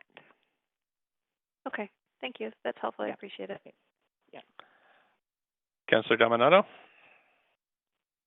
Thanks, Mr. Mayor. And is it Ms. Sharon or Ms. Sharon? How do I pronounce your name? Sharon. Okay, thank you. Just wanted to double check. I just want to follow up just with a more pointed question, and I certainly will have to ask staff this, but in the presentation and materials I reviewed, one of the things that struck me was that built form and the setback piece, because we've seen that with a number of proposals and the rationalization for that in terms of it not being so bulky, consideration for adjacent properties, and it's been quite successful with a number of the buildings we've seen. If that was something that could be addressed or amended, is that something it would make it a bit more palatable, advancing this work? Because it sounded like you're very supportive of the rental, but the setback was some piece that you really spoke to quite strongly. Yes, because you know what? We can't say no to everything. We're going to have more development in the city. I get that, right? I just want to make sure that we end up in a livable way. So yes, I would be able to support it. Okay. Thank you for that. I appreciate you calling in on a Friday evening. Thanks. You're welcome. Thank you. Thanks. Okay. I actually have one question. Thanks again. So thanks for being so diligent and calling in tonight, but also going to the meetings. I think that's very important. I'm wondering if through the presentations from staff, did you get that these are already eligible for 4-story stratas and buildings? Absolutely. Okay, and this would increase the setbacks. My understanding is by quite a lot than from what's currently allowed. Was that clear? I must admit that presentation went by fast, and I don't remember those details when I was at the open house. I do absolutely appreciate that we need to find a way to incent people to build rental in the place of strata, particularly on the arterial streets. Yes, and my understanding, just again looking through what we saw this evening, and I'm not sure if you're able to see the presentation, but it seems like this change would not only get the 6-story rental, but it actually would provide more space for pedestrians just because of the setbacks. I'm just wondering if that came through at all. I don't know. I think I'm tired at the end of the week. I will say that I have not even had a chance to read in detail the West Kiss Residents Association, and I respect Jan Pierce and Larry Benj a lot, and they had significant concerns that I actually put in my last-minute attachment that I sent. And they seem to have a lot more concerns than I did. But I respect the fact that they would.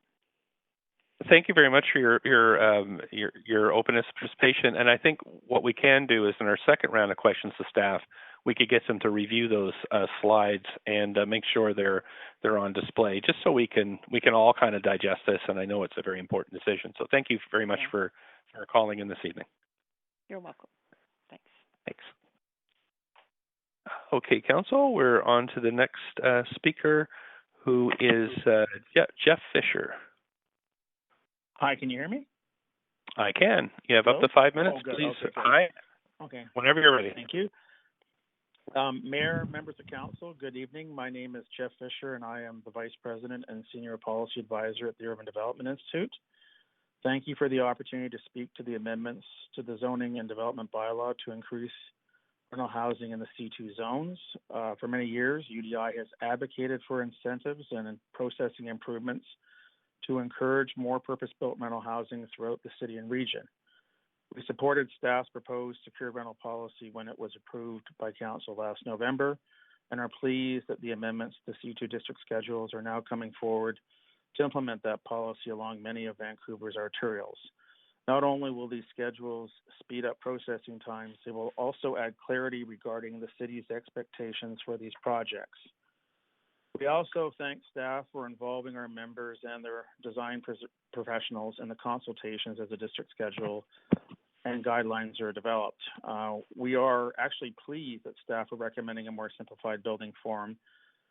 It will improve the livability of rental suites, but while making it easier to deliver on Council's climate change goals regarding the use of wood and energy efficiency.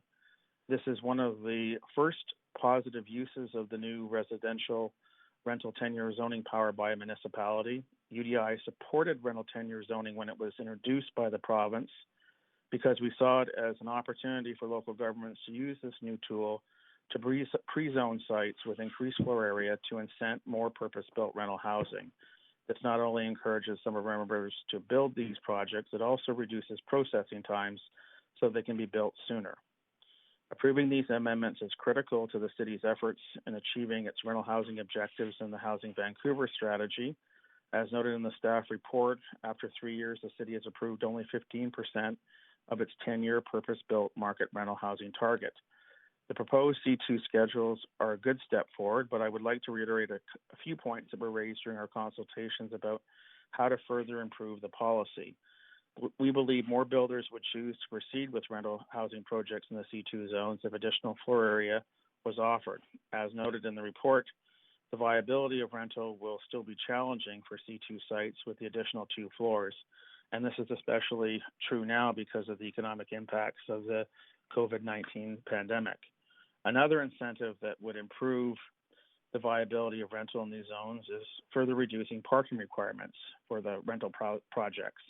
The C2 zones are mixed-use areas that are served by TransLink's frequent transit network.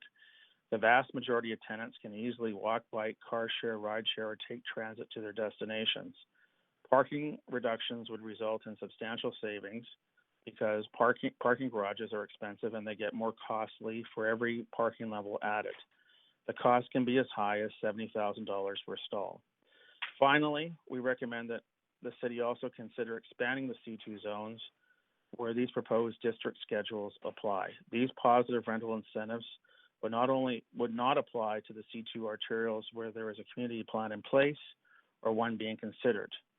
We have heard from UDI members who are interested in taking advantage of this policy now, and you heard from Cyrus earlier, but they can't because they have sites in C2 areas outside of the borders of the policy. UDI strongly encourages Council to adopt the proposed C2 district schedules because they will encourage the construction of needed rental housing, which is critical in a city with a consistently low vacancy rate. I know Council raised questions about the district schedules moving forward before staff report back on the motion to apply the rental housing stock ODP to the C2 areas. As you know, UDI raised concerns about the unintended consequences of moving forward with that motion. However, it's important not to conflate the two issues. Any projects that move forward under the changes proposed in the district schedules will be fully rental buildings and will more than comply with the one-to-one replacement policy and the rental housing ODP. If Council doesn't approve the changes now, the result would be to delay rental housing projects from proceeding. Thank you again for allowing us to comment on this important policy. Thank you so much for calling in. There's no questions for you, sir, so appreciate your participation tonight. Going to move now to David Sander. Mr. Sander. Good evening, Your Worship and members of Council. Can you hear me all right? Absolutely. Please go ahead. Oh, terrific. Thank you. Good evening, as I mentioned. Thank you for hearing me tonight and for working late on a beautiful Friday evening. I appreciate the effort and the good work. I'd like to start by commending staff on this proposal. I think they have done a lot of consultation with members of the public as well as with industry and tried to put before you a plan that will really work to bring rental housing to the city, much needed rental housing to the city in the most expeditious way possible with really the least sort of negative impacts, if any, to the broader city and ultimately the finished design of the buildings. I've heard much of the discussion this evening, and in my humble opinion, it's rare that I go past a new building in the city of Vancouver that I find doesn't fit in with the neighborhood character, or doesn't fit the urban design of the city well. I think that staff and the design professionals that we have in the city are really top notch and do a phenomenal job by and large to ensure that the buildings fit in well, and this policy would not eliminate or reduce staff and the architectural community's ability to deliver, to continue to deliver first-rate, high-quality buildings. I'd also like to recognize that to my knowledge, this is the first positive step of the power the province gave us, or gave municipalities to zone for rental tenure only. This is largely an upzoning, and that was the intent almost 2 years ago. That was behind the use of RRTZ, or was to be behind the use of RRTZ. And this is a great initial step, but it is only really the first step that the city needs to take to help incentivize rental housing. I think more builders could take advantage if frankly there was more density that was allowed for sites. There will still be many sites that this doesn't work for. Not to say that this isn't positive, but that there's so much more work that needs to be done.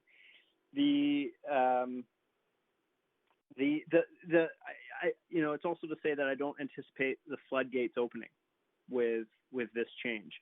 I think we'll see more rental happening, and obviously that's positive, and it'll allow folks like myself, I should have introduced myself, I apologize, to deliver more housing quicker to the city. Just briefly on who I am, I'm a resident of the city of Vancouver and a director at Hollyburn Properties, and we are one of the larger rental housing landlords in the city of Vancouver, and we're not one of the larger developers in the city, although we are. That is an emerging line of business for us, and we are building rental housing. Moving on, there has been, and I suspect you'll hear more, concern regarding this policy that it doesn't contemplate the induction of C2 zones into the rental housing stock official development plan. And put another way, that this doesn't allow rental C2 to be included in the zero rate of change. I think council will recall that the motion to include C2 into zero rate of change was done at the end of a very long council meeting, several months ago, and it was quite a confusing council meeting. I in fact spoke at that council meeting. I spoke at it, and then I jumped in a taxi and flew to Toronto, got off the plane, got in the taxi, got to the hotel, and turned my computer back on, and council was still deliberating. And that was the same meeting that the motion to study the induction of C2 into the rental housing stock was first contemplated, and I think it's a challenge. Just 5 seconds. Oh, I'm sorry, I'm running out of time. You are out of time. You are out of time, but you do have a question from Councillor Hardwick, so perhaps I can just steer you in that direction. Councillor Hardwick, please go ahead. Thank you very much. Thank you, Mr. Fisher. You described this as an upzoning. You said it was an upzoning, this change? You described it as an upzoning? Well, I don't know if it's an upzoning. It's a positive use of RRTZ. Sorry, Councillor Hardwick. It's David Sander. Mr. Fisher, I think, was the last speaker. Sorry. Sorry, my apology. Just to be clear, I didn't want to mislead you. Thank you.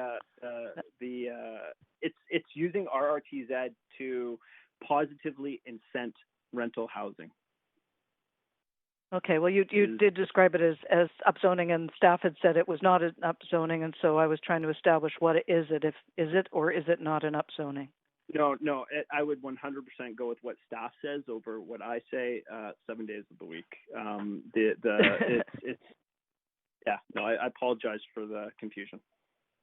Okay, thank you. Thank you.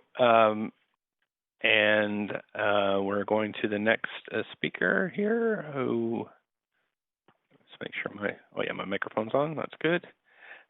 We have Timothy Young. Timothy Young. Mayor Stewart, it is the clerk here. Yes. I believe we're on speaker number 6, which is David Sander. Oh, I'm sorry about that. Mr. Sander? I think we just heard from Mr. Sander, I think, though, clerk. Did we not? We did. I think we're on Timothy Young now. My apologies. That's okay. Mayor It's been a long Stewart. day. I made the same mistake. Yeah, okay. So Timothy Young. Timothy Young, your line is unmuted. You may proceed.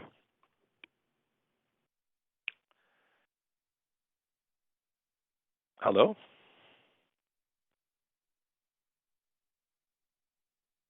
Mr. Young?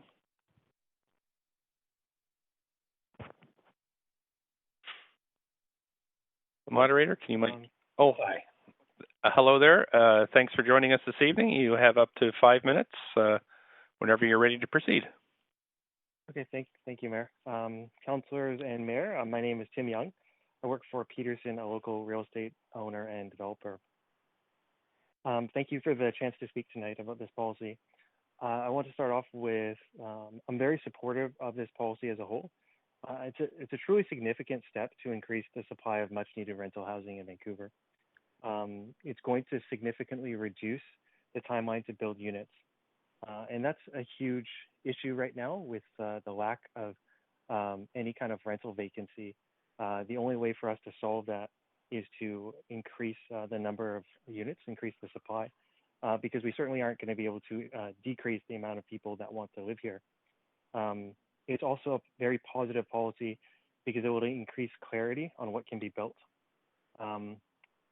Just as kind of the background, the staff mentioned as well, but vacancy rates have hovered around 1% in Vancouver for years now, and that's truly a huge issue because it puts upward pressure on rental rates and also really challenges tenants as they seek new accommodation or have to compete for existing accommodation. I think the other issue with this such a low vacancy rate is the silent plight of people who don't live here. It creates an enormous barrier because of both high rental rates and the lack of any type of vacancy for people who would want to move here. Certainly, it represents an issue for employers as well, as it creates another barrier for attracting people to come and move to Vancouver for jobs. And as a city, I think we're falling behind the housing goals that have been set by council.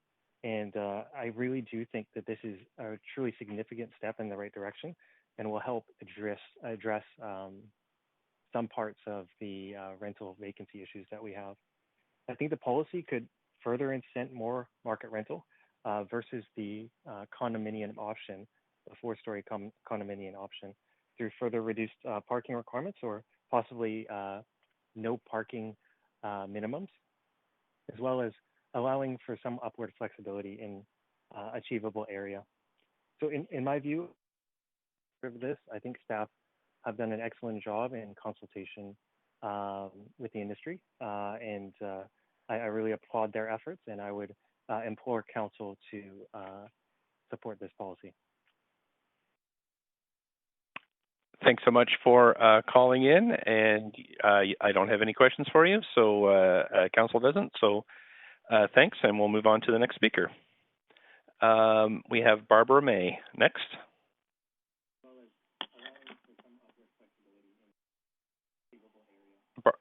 Barbara May?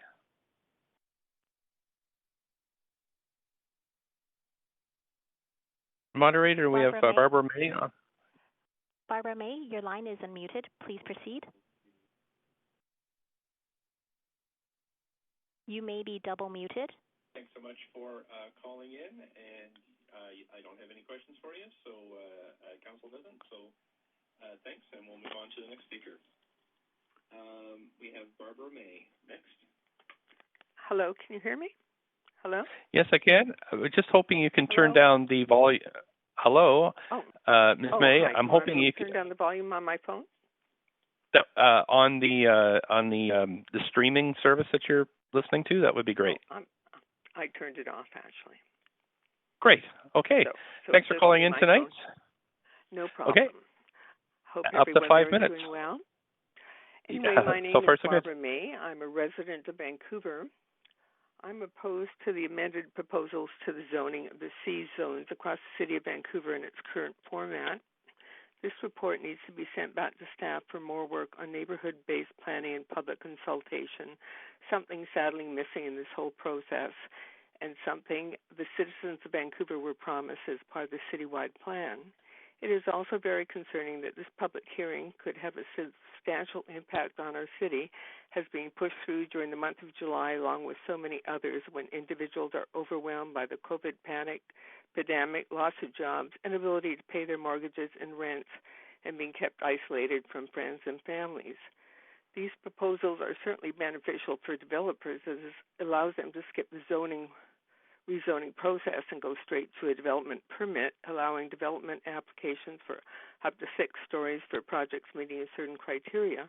This would speed up the development application process considerably.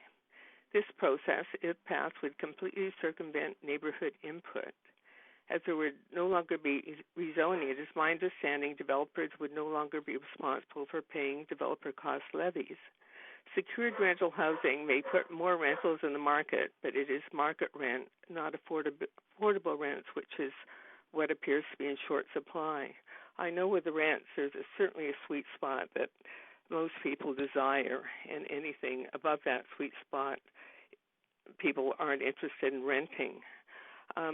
There would be no notification to affected or adjacent properties for advanced consultation prior to referral. Regardless of what the city says, new housing development elevates land prices, which leads to higher rents. This in turn results in tenant displacement from both residential and commercial properties with few exceptions. Most new housing, commercial developments in Vancouver are well beyond the budget of most renters and are snapped up by non-residents, developers, and investors. The reason developers prefer condos is that they can sell them overseas. Large real estate investment trusts now want in on the rental development game. Their aim is to make as much money as possible for shareholders. According to critics, the city's goal, reached under the government of former Mayor Gregor Robertson, of building 72,000 homes over the next 7 years is aspirational at best. That figure is more than double historical forecast by Statistics Canada. City staff recently sent back to the drawing board by council to rethink the numbers, seem intent on increasing densification before the report on recalibrating densification is actually complete. Until we have an accurate motion of what is needed, pushing through an amended proposal that has such far-reaching results citywide is premature. And the city has also not brought in the needed protection for existing rentals in CT zones as directed in the council meeting on November 26. I have no objection to increased density throughout the city. I think it's really important, but every neighborhood is unique, and I think that each neighborhood needs to be consulted in terms of what they want and what will work. Just having a one-shop policy is just not acceptable. And I think we need more necessary information, including that recalibration report, to see what actually we need. It's easy enough to quote numbers, but what are the actual facts? I think that's what we need to look at before we go forward with this motion. Thank you. Thanks so much for phoning in, and I don't see any questions for you this evening. I appreciate your participation. Thank you. We have next. Thank you. We have Stephen Boas, who's in person, I believe. Clerks. Yes, Mayor Stewart. He is speaker number 9, and he is here ready to proceed. Right. And do we have a presentation from Mr. Boas as usual? Yes, Mayor Stewart, and the presentation should be on the screen at this point. Right. I totally see it now. That's great. Thank you very much. And Mr. Boas, whenever you're ready, up to 5 minutes. My name's Stephen Boas. I'm a resident of Granby Woodland. I have a degree in landscape architecture, and I'm a renter. There were no open houses in Granby Woodland, so I went over to the one at Kitsilano, and there were a lot of people there, lots of dots, and planning had run out of comment forms. There, they didn't make any more. There were coffee shops nearby, so I didn't get to fill out a comment form there, but I did at the Polish Hall. So if you look at the number of changes that are being proposed, these are not minor changes because they're, quote, minor changes to all C2 zones, including ones in commercial, along Commercial Drive and Granby Woodland and Mount Pleasant, Broadway Plan Area, and Marple. And I'm going to speak mostly to that. I'll also mention that there's a petition with over 2,300 signatures that speaks against this type of rezoning. If you look at the C2 changes that will apply everywhere, they not minor amendments or major amendments are going from 45 to 50 feet, and that essentially allows for big box stores to come into Grandview Woodland and other commercial or other heritage commercial zones. The huge changes in setbacks and stepping, outright provision increases, and very large changes in design guidelines. And if you go through all of the red in the C2C, and you see that there's a lot that doesn't apply to the specific 6-story rental that's being proposed in other areas. So I would urge council not to make the changes, especially for the other areas that are supposedly exempt from this. They're not minor changes. And this is indeed an upzoning. Next slide, please. Sorry, I should have spoke to that. So this was the slide I was speaking to. But we're going to go to the next one. Next slide again. If we go to Statistics Canada and you actually see the data, in 2016, there you could see that there was an increase of 35,614 dwelling units over 10 years. And City of Vancouver staff say it's 7,200. And I really would like to see some kind of rationale, because even if you calculate based on that difference, you'd see about 38,900 dwelling units over 10 years if we go with what StatsCan has to say. Next slide, please. I even made this comment on my comment form at the Polish Hall, and you can see my comment form there, took a photograph of it. This was not recorded in the staff report. I think it's pretty significant. And what I have to say to Dan Garrison as well, you're on Twitter, you have a Twitter handle, I have a Twitter handle. Let's discuss this on hashtag VanPoly, and please reply to my tweet that's going to go live very soon right now. It's been scheduled. And you can explain where you've come up with the 72,000 figure, because I cannot find any rationale for that. Next slide, please. We look at the Grandview Woodland plan. Timeline started from 2011, and it's gone all the way, and it was approved in 2016. And there was a major reset with the help of Councillor Carr, who put a stop to Brian Jackson's emerging directions, and we had a Citizens Assembly, which had a final report in June of 2016. And staff essentially gave no updates for almost 11 months. FOIs were refused, and then we had a draft plan in June 25 of 2016. And about a month later, it was passed by a vision majority, and all of the input was essentially ignored. So staff went against key recommendations to the Citizens Assembly, and this is really a plan by staff that's top down. And what we've seen lately is that rezoning applications, the policies are being ignored. This is area-wide policies being ignored. And when Ken Monroe was at least here, he had the professionalism and courtesy to return the emails, and unfortunately, I don't get any emails back now. Next slide. If you go to the Grandview Woodland plan, you can actually see a profile of the street. There's a traditional historic shopping district that's been identified, and we're talking about keeping the vibe of the drive, and keeping the vibe of the drive means keeping the small mom and pops. And what this proposal from staff, these major amendments, not minor amendments, to give that extra height on the ground floor to allow for big boxes to come into historic shopping districts like Grandview Woodland to put those mom and pops out, I think it's completely unacceptable, and this should be halted right now. And it also goes against what the expectations were in the plan that this would remain. And there's some wide-scale changes that are being proposed. Next slide, please. That's actually And 6 stories, and it would just essentially, yeah, I want to wrap up. This would be a density dump in Kingsway and East Hastings without any spacing requirements. And next slide. Thanks so much. That's the 5 minutes. But you do have questions from Councillor Carr and Councillor Hardwick. Councillor Carr, please go ahead. Yes, thanks. Mr. Boas, you mentioned that there is a petition with over, I think you said 2,100 signatures. We do have a note that there, in our summary of correspondence, that there is a petition. I can't seem to find a copy of it, so I'm wondering if that has been specifically sent to councils, to call the councillors.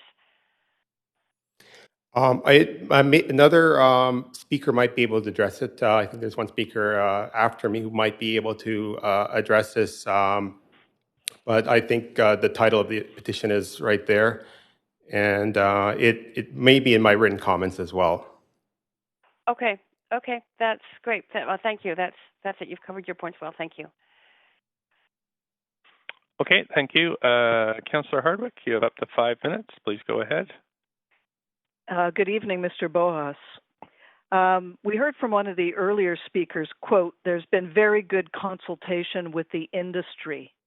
Would you say there's been very good consultation with the public?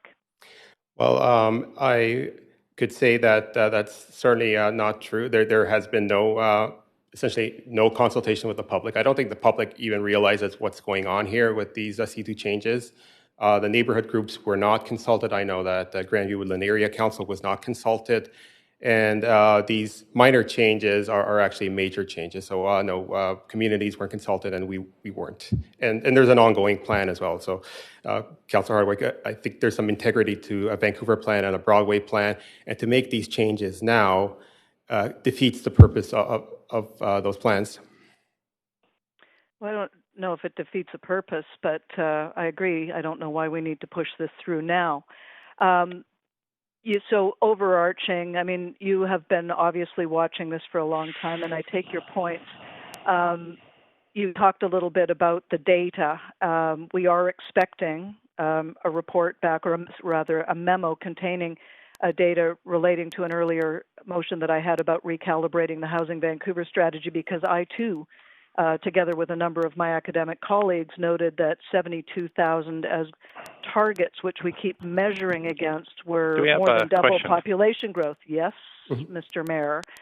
So how did you come to the conclusion, which you seem to have done quite independently, that there was a misalignment between the city's targets and the data? Well, I just simply looked at what StatsCan had measured in 2006 in terms of number of dwelling units and the number of dwelling units in 2016. And on my slide, if you go to the one with StatsCan, can we bring that up, please? My slide. There were 309,418 dwelling units in 2016 on May the 10th, as counted by StatsCan. And 10 years earlier, there were 273,804. So the difference is 35,614 slides over 10 years, or new dwelling units over 10 years. And if we look at the difference in population over those 10 years, there was a growth rate of about 9.2%. So I just multiplied that out, and that's 38,906 dwelling units that I would expect to be increased from the last census. Yeah, that's the slide there.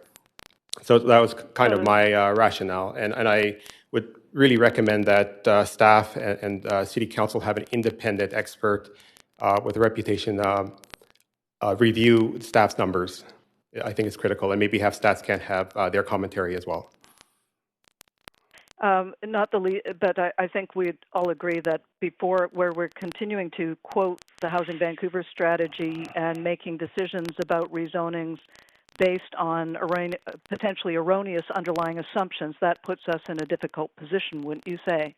I would urge council to wait until these figures are verified and not pass these huge changes to the city zoning in all C2 zones. and it would be very wise to wait to verify the figures, because if the figures are proven to be false and cannot be shown to be correct, then I think it would be a huge mistake and a disservice to the residents of the city. Thank you. Thank you, Mr. Boas. That's it for questions this evening. Number 10, I think, is Elizabeth Murphy. Is Ms. Murphy there? Mayor Stewart, I'll need to see if number 10, Elizabeth Murphy, is on the line. Just one moment, please. Thanks so much. Speaker number 10, thank you. Speaker number 10, Elizabeth Murphy, if you are on the line, please press star 1 now. Again, speaker number 10, Elizabeth Murphy, if you are on the line, please press star 1 now. Mayor Stewart, no one has responded to my instructions. Okay, thanks very much. We'll move on to speaker number 11's withdrawn.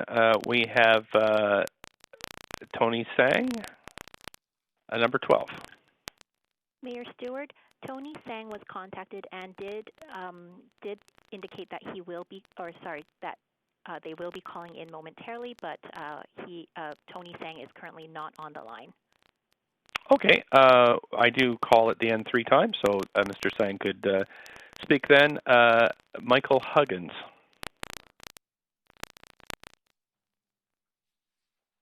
Speaker number 13, Michael Huggins, if you are on the line, please press 01 now.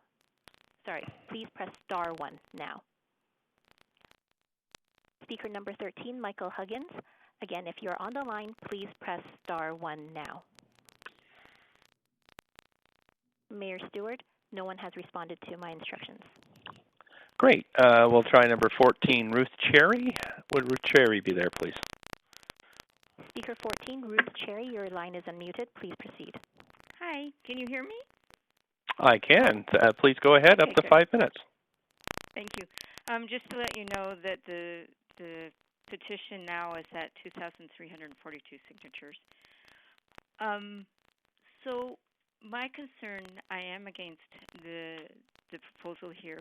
My concern is that the developers themselves, they're not invested in the neighborhood. And they don't care about the quality of life. What they care about is making money. My opinion is that we do have more than enough housing, not that it's necessarily affordable, but I think what we need to do is make penalties for empty houses and condos even more onerous, because I feel like we're twisting ourselves into pretzels to deal with a problem that can be dealt with in another way. I don't believe that we have to impose taller buildings such as the rise that was imposed upon the Mount Pleasant neighborhood in order to deal with a housing situation that can be dealt with in another manner. And as far as affordable housing, rental housing, that would be great, but I don't think this will be affordable. It will be market housing. So I don't feel that this is a really good idea.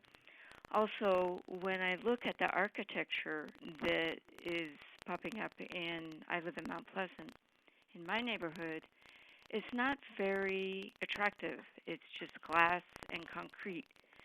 So the architecture, the people who are building, the people who are designing it, are not cognizant, nor do they have any desire to be, of what it's like to live in this neighborhood. It's kind of an older neighborhood. It does have some character, which is being eroded. And it would be nice if there was more attention paid to that. Let me see what else I had written down. I think that's it. Okay, thanks so much. You do have a couple of questions. Councillor Carr, up to 5 minutes. Yes, thank you. Actually, Mayor, she mentioned the petition, but I was able to locate it online, so I'm fine. I've got the details I need on that. Thank you. Great.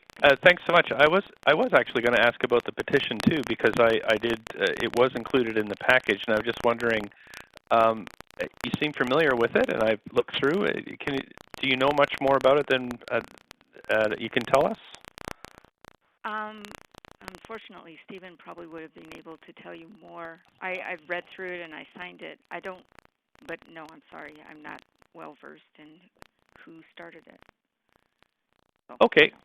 I think it's Mr. Bench started it, from what I can see. Okay, that's great. Thanks very much for your time. Thank you.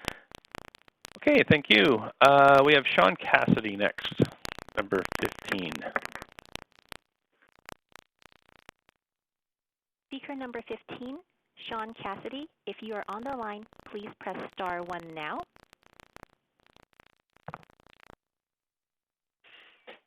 Again, speaker number 15, Sean Cassidy. If you are on the line, please press star 1 now.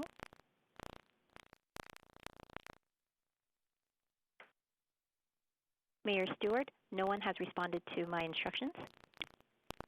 Okay, thanks so much. So we're at the end of the registered speakers list, and I just want to say if there's any other speakers to this item who wish to speak to council, please call toll-free 1-833-353-8610, followed by participant code 1061445 hashtag to get on the list before the close of the speakers list. And this number is available on the live stream. So that'll be my first call for speakers. Clerks, is there anybody in the chambers to speak to this item?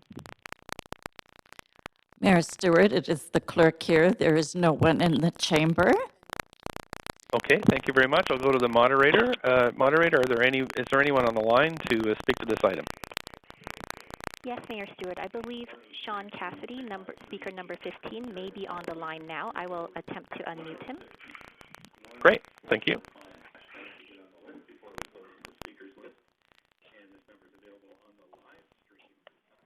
Sean Cassidy, if you're on the line, you're... Sorry, no, it's yes, John. It's John Stovell. I was told that I was speaker 15, but... Okay, sorry, then just one moment. Okay. Speaker number 15, Sean Cassidy, if you're on the line, please press star 1 now.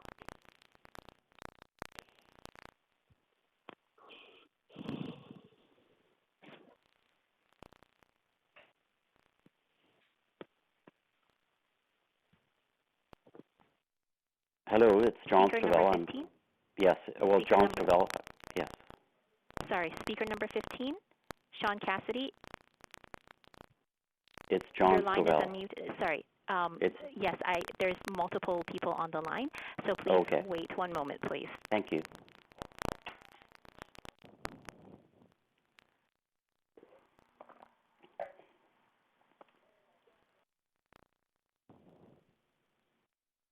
So if speaker number 15, Sean Cassidy, is on the line, please press star 1 now.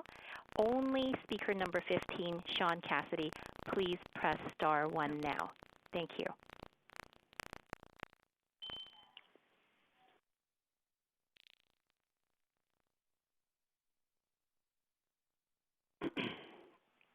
Hello? Hello? Sean Cassidy? No, this is Mike Huggins. I missed my spot because of a technical difficulty. Okay, I'm sorry, Mayor Stewart. So I did, when I gave my instructions, specify for Sean Cassidy to press star 1, but it appears that many people have pressed star 1, so I'm unable to identify who's who. That's okay. What we can do, I mean, we have a couple more calls, so there's still lots of time for Mr. Cassidy to call, so maybe we could proceed with whoever's on the line at the moment. Thank you. I will do that. Thanks. So speaker with phone number ending in 6490. 6490. Your line is unmuted. You may proceed.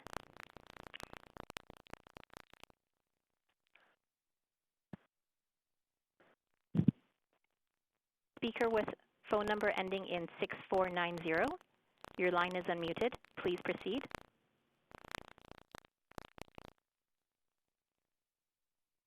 Okay, moving on to the next speaker. Moving on to the next speaker. Thank you. Speaker with phone number ending in 7588. Your line is unmuted. Please proceed. Again, speaker with phone number ending in 7588. Your line is unmuted. Please proceed. Oh, hello? Hi there. Who's this? Elizabeth Murphy. Hi, Elizabeth Murphy. Please go ahead. You have up to 5 minutes. Oh, Mr. Mayor, it's Councillor DeGenova. Just a point of privilege. I was kicked off of the line, but I'm back on, and I wanted to note that. Okay, thank you. But I've had it on in the background. Thank you. Thanks. Elizabeth Murphy, please go ahead. Up to 5 minutes. Thank you, Mayor Stewart. Good evening. And in principle, I support adding more rental in the C2 zones. However, I oppose the current proposal and the process that is being brought forward, under. The concerns are many and summarized as it creates more development pressure that puts existing rentals and small businesses at risk. The combining outright zoning changes to the existing 4-story form and rental incentives for 6-story together in the same minor amendment when these are both major zoning changes. The lack of urban design and neighborhood context, and the lack of proper notice and consultation. For these reasons, I think that this proposed rezoning should be referred back to staff for more neighborhood-based planning.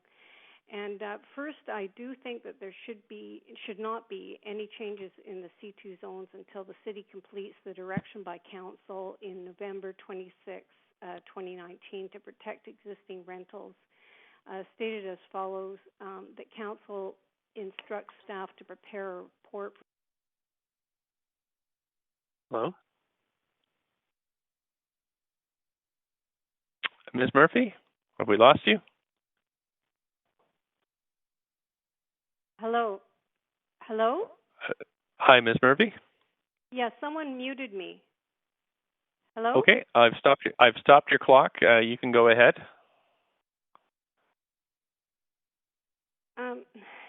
Can you just take that back a bit? Someone just muted me and I've lost my place. That's right. No, I've stopped your clock, and just feel free to continue whenever you feel settled in. Okay, so you'll start it again now then? Yeah, go ahead. So basically, I would just like to say that that they should complete the directions from council to protect the existing rentals, and that would include bringing forward a report for consideration for referral to public hearing on the rental housing stock official ODP to extend rental replacement requirements to the C2 zone citywide. This should be considered at council before considering proposed changes in the C2 zones. The current proposal has 3 separate aspects to this upzoning. One is the addition of rental-only zoning into the zoning schedules. Two is the heightened density increases for secured market rental in order to incentivize construction of secured market rental. And the third is significant changes related to the C2 zones generally, whether they involve either strata or rental, in regards to height, front and rear setbacks, commercial use requirements, and changes to design guidelines. So it's really this third type of change that is related to all outright zoning in the C2 zones, including 4-story strata citywide. And this upzoning also gives further incentives for redevelopment to strata with increased height, reduced setbacks, simplified building form, and approval processes. And this will inflate land values with increased views, more valuable commercial space that will increase property taxes for small businesses. It is particularly problematic and confusing that this is being considered as part of the rental incentive policy. Although the six-story rentals are limited in some areas, but the outright changes to all C2 zones include 17-foot high commercial level that is more for big box retail than local area small businesses. And it would affect all areas from Commercial Drive, Fraser Street, Main Street, 4th Avenue, and all over the C2 zones throughout the city. It would also mean that strata residential above would be an additional 5.5 feet higher with an overall height increase from 45 to 50 feet, or in the case of six-story rental to 72 feet. That would make those units more valuable view units while decreasing setback and having more negative impacts on the adjacent homes and streetscapes. There is less consideration of urban planning and more focus on maximizing land use. The Hastings Street rezoning last night had a lot more setbacks at the rear and the street and at the street than the proposed six-story in C2. And the shadow study did not include the winter. It also showed how the hole in the donut in the center pushes out the built form towards the rear lane. These changes are not minor, but they are being rezoned as a minor amendment without proper notification, consultation, or any neighborhood-based planning. It would override many community plan areas and community visions. Neighborhood associations and communities directly affected have not been considered stakeholders. There has not been direct notification to these properties affected by this rezoning. It has been treated as a minor amendment. This is, in fact, a major change of zoning. At this public hearing, in addition to the 86 in opposition, there is a petition of 2340 signatures, and that was submitted by the Coalition of Vancouver Neighborhoods, compared to only 30 in support. For these and many other reasons, I think this proposed rezoning should be referred back to staff for more neighborhood-based planning and consultation. Thank you. Thank you. And you do have a question from Councillor Carr. Councillor Carr. Yes, thanks very much. Thanks, Ms. Murphy, for taking time on a Friday night to speak to us. My first question has to do with the petition. I managed to bring it up, and the petition does not seem to be at all focused on the subject that we are talking about tonight, specifically the changes to the C zones and for rental-only zoning. It's quite general. I'm just quoting from it.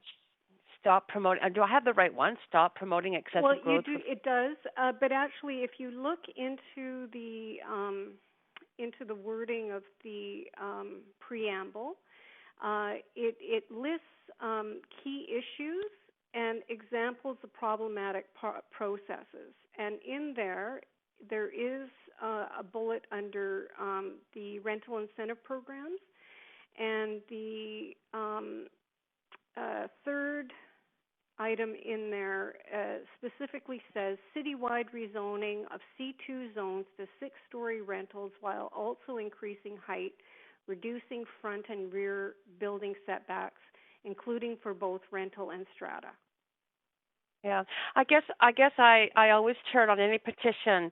If I'm signing one, I turn to what it's asking for. So I look to the state. I mean, I read the rest of it, but this petition requests the City of Vancouver to, and then it has a list of 5 bullet points, and none of those are really focused on C zones. So I'm just wondering if you think that people who are signing this petition are actually thinking that it's that they're standing against what we have on our agenda tonight at the public hearing.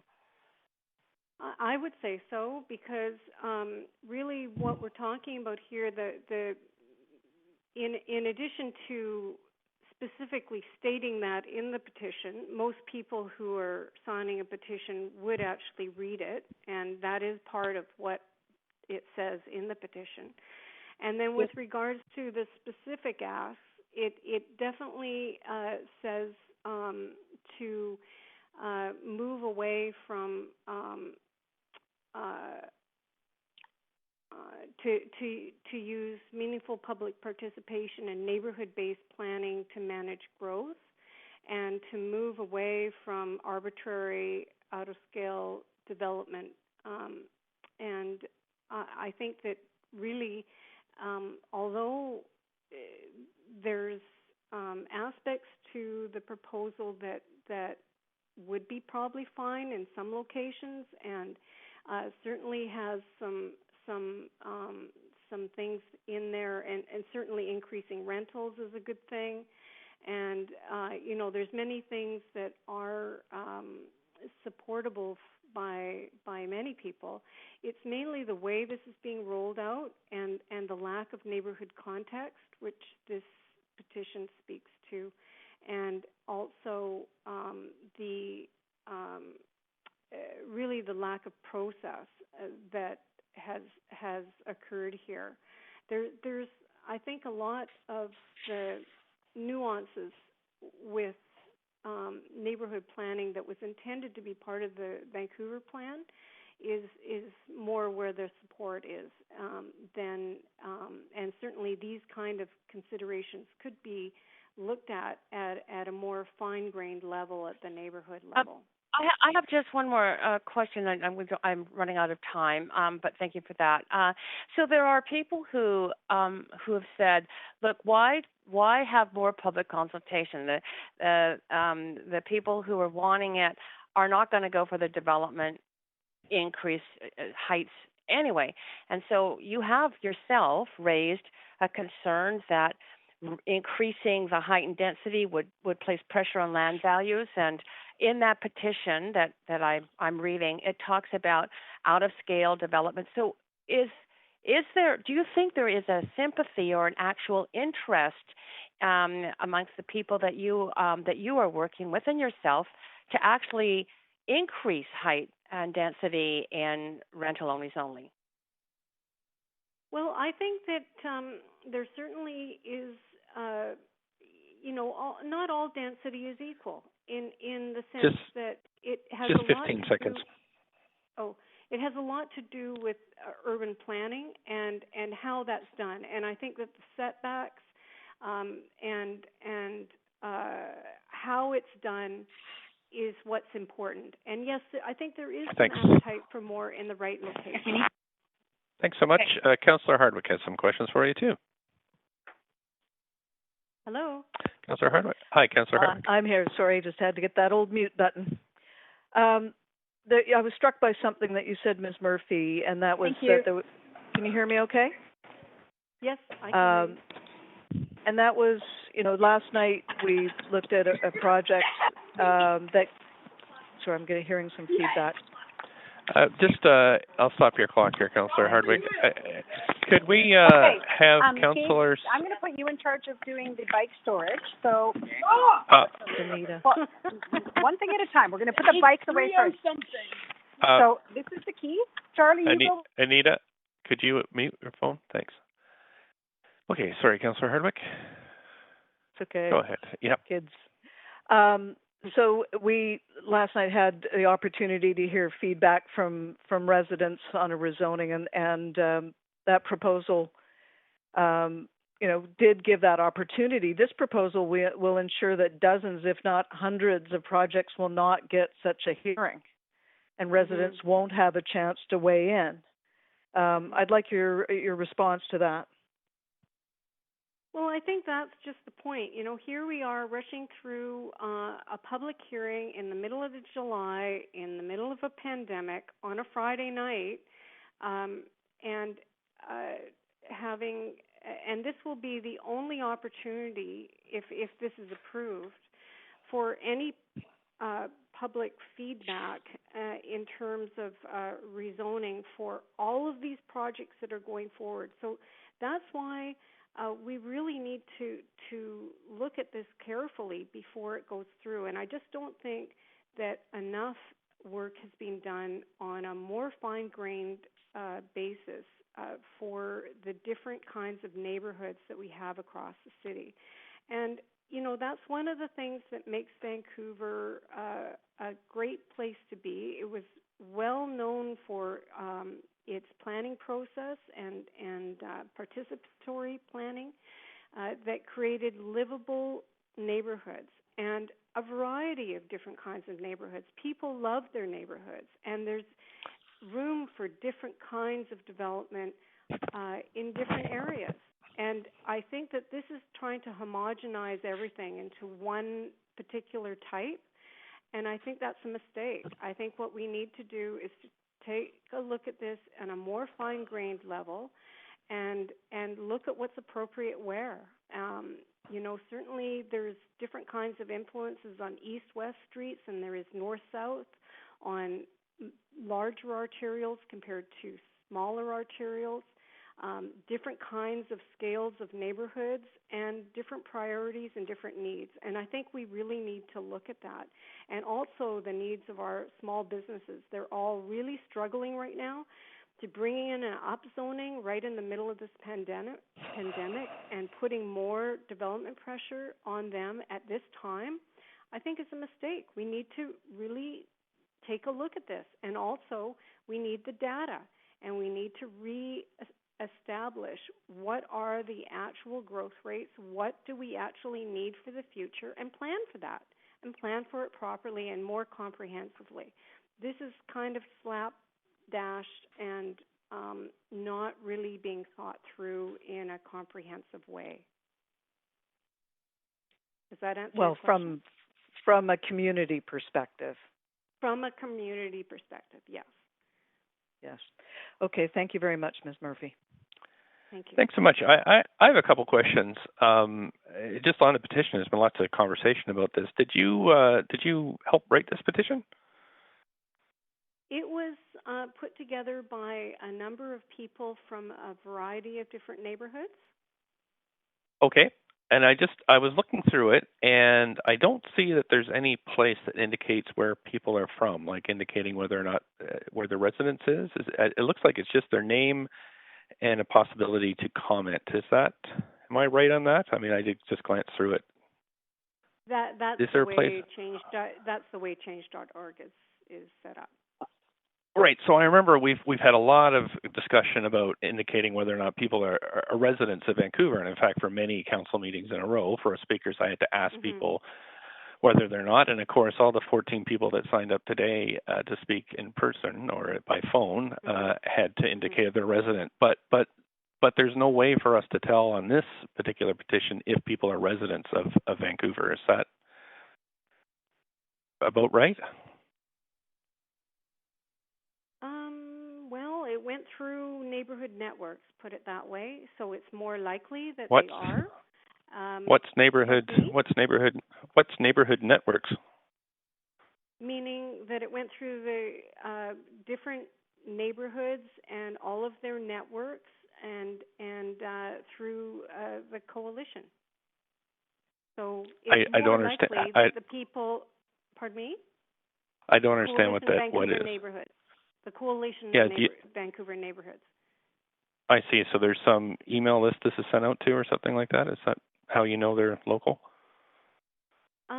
Well, there was a whole number of different lists that it would have gone through because all the different neighborhood groups have their own lists.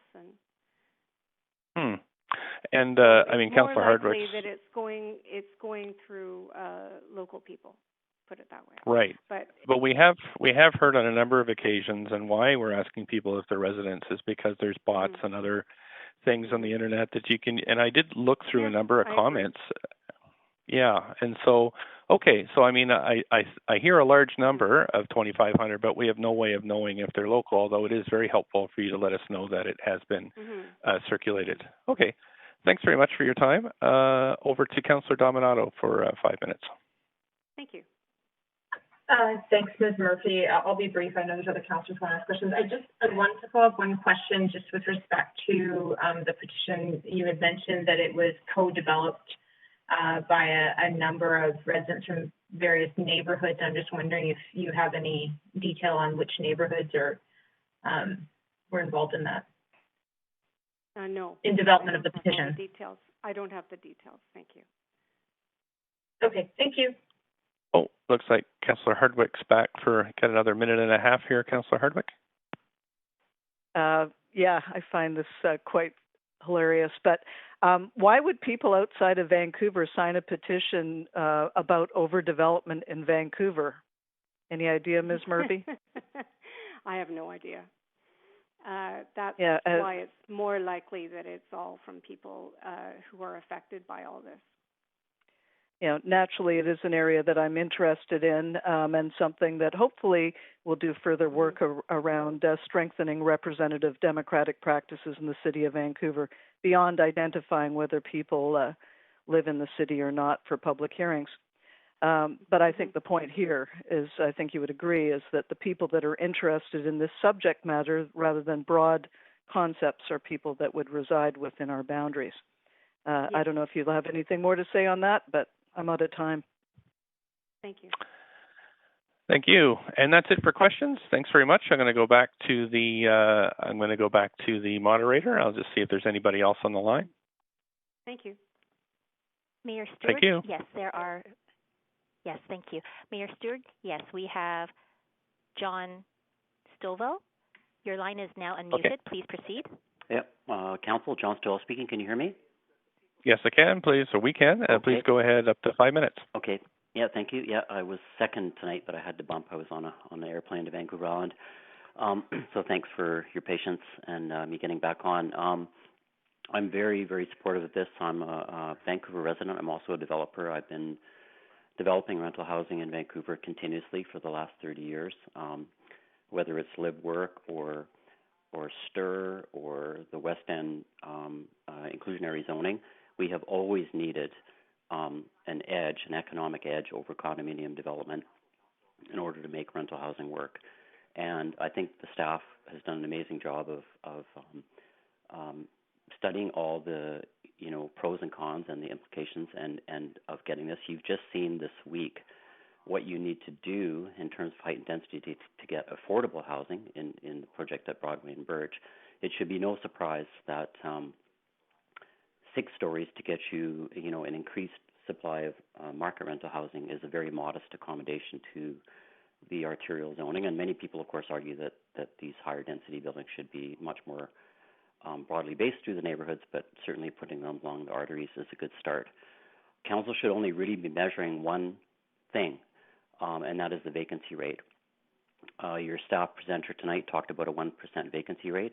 Until you have a sustained vacancy rate of 3%, you should be doing anything and everything you can everywhere to support additional rental housing.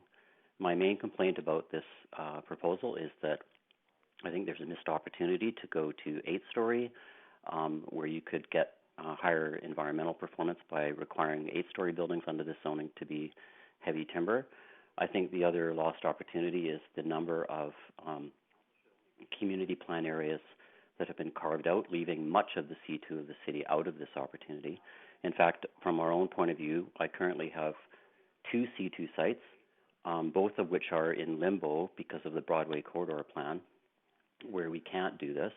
And our choice then is to wait for the Broadway corridor plan with uncertain results or to do condominium instead. So currently we have 200 units in 2 different buildings that we're going to move ahead with condominium, where we'd be delighted to do 6-story rental or higher if it was permitted by this policy. So I'd certainly encourage council to not do this only where it's indicated in the plan, but to expand the areas of the plan where we could do this 6-story rental housing. And so please support this. Once again, watch the vacancy rate until it gets to 3%. You just have to keep moving forward. Thank you. Thanks so much. You do have questions from Councillor Hardwick. Councillor Hardwick, please go ahead. Good evening, Mr. Stovall. Good evening. Do you still think the vacancy rate is 1%? Well, I mean, no, I don't think that. I'm trusting what your staff are telling us, having done the extensive research. I can tell you that in our own portfolio, it is getting harder to rent, and you might wonder why I would support additional rental housing being built when it's getting harder for us to rent units. But that just means that we're getting things done and we're getting buildings built, and if it takes a little bit longer to rent them, that's fine. We're currently renting a building on Lower Davie at Bidwell, and it has 108 units, and it will take us a year to rent that building up from empty to full for 108 units. So I have no doubt that it's gradually becoming more competitive for landlords to rent suites, and that can be nothing but good news for renters. So at what point would the vacancy rate, you mentioned 3%, if we get to 3%, then what? Well, then I think you could stop or pause doing things to further facilitate rental if it was sustaining at 3%. But as long as it's 1%, it's profoundly unhealthy. And I continue to be amazed by the people that I hear at these public hearings talking about not building housing as a way to improve the affordability of housing. There's only one way to improve the affordability of housing, and that's to have more of it than you need. So until you have more of it, again, you and I are going to have a much longer debate about that than we can have here right now, because that simple supply narrative doesn't work. I'm just answering the question. Okay. I'm interested to see when we see some real up-to-date vacancy rate information, because there's no doubt that the collapse of Airbnb and the large number of, again, sometimes we need to set up our questions, Mr. Mayor. It's taken quite a while, though. I appreciate that. Yeah, well, I'll remind you sometime. The point is here that we have yet to see, and I'm wondering what timeline Mr. Stavell would find acceptable. Is it 6 months? Is it 9 months? Is it 12 months that we see consistent movement upward in terms of vacancy? When does that become meaningful to you? CMHC produces a vacancy report twice a year, and they focus on Vancouver as well as other areas of BC, including the sub-areas of the city. I think they're an impartial source. I don't think they would show a vacancy rate of 3% yet in Vancouver. In purpose-built rental? Yes. Yes. Okay, thank you very much. Councillor DeGenova, up to 5 minutes. Thanks very much, Mr. Stavell, for speaking tonight and for being patient with us as we go through this process. I wonder if I might be able to ask you a little bit about sort of moving forward with replacement of rental stock and replacement of housing. We don't want to see it all happen at once. And right now, I've heard some people talk about, and sort of in our staff presentations, about moving forward. So you always have kind of that mix of older rental stock, you have newer rental stock, but you don't have that if you never build newer rental stock. You'll never hit that point where housing's kind of affordable. So I'm wondering if you see it as problematic right now as where it's at for C2, considering the motion that council moved. Like you said that you're the owner of some C2 sites, so I have to ask you, does it make you kind of want to not move forward with housing when council, talks about one-to-one replacement, which in some areas that are downzoned may in fact now mean that you can't even replace those units without going through a rezoning, because you're supposed to replace them one for one, but at the same time you can't do that because the area's been downzoned. Is that a catch-22, kind of?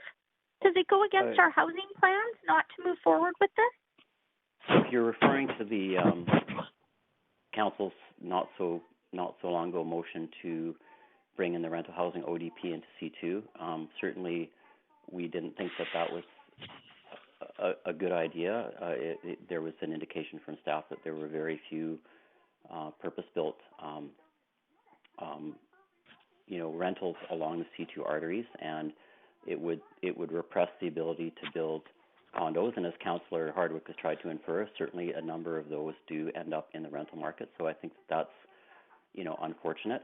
But one of the good things about C2 is that there are many, many sites that result in zero displacement of existing rental when they're built out. They usually result in replacement of single-story retail, which in the case of this policy will be replaced by superior retail. And, then you get your rental. And, like as the Broadway and Birch project had zero displacement of rental housing. The two projects that I'm talking about would have zero displacement of rental housing. But again, on the C2 rental ODP, we do think that was ill-advised. Thanks so much. I have to be very limited in what I ask you questions about. You get to answer a little more loosely. I have to speak specifically about what is before us at public hearing, as you know. And in looking at the recommendations that are being brought here today in the report and the policy report and the presentation from staff, is this would you see this as a sensible way to move forward with C2? I think I'm very in support of it. I'd have to say I think it's the absolute minimum that you can do in this case. I sat in one of the first meetings that staff made to industry about this, and the first thing I said was you should consider 8-story for heavy timber. I'm not sure if in every case 6-story for rental is going to economically outperform 4-story for condominium. So I would like to have seen the policy to be a bit more robust, but certainly understanding sensitivities is a very, very good first step. And I can't understand how it couldn't move ahead when we're dealing with so much rental demand and a very well considered set of massing changes, a type of construction at 6-story wood frame, which is very, very cost effective to build. Look, it's better than nothing. It's a great move forward. I hope that you can come back to it in a year or two and see if you can do a little bit better. Let's wait up until we get that vacancy rate to a year-over-year of 3%.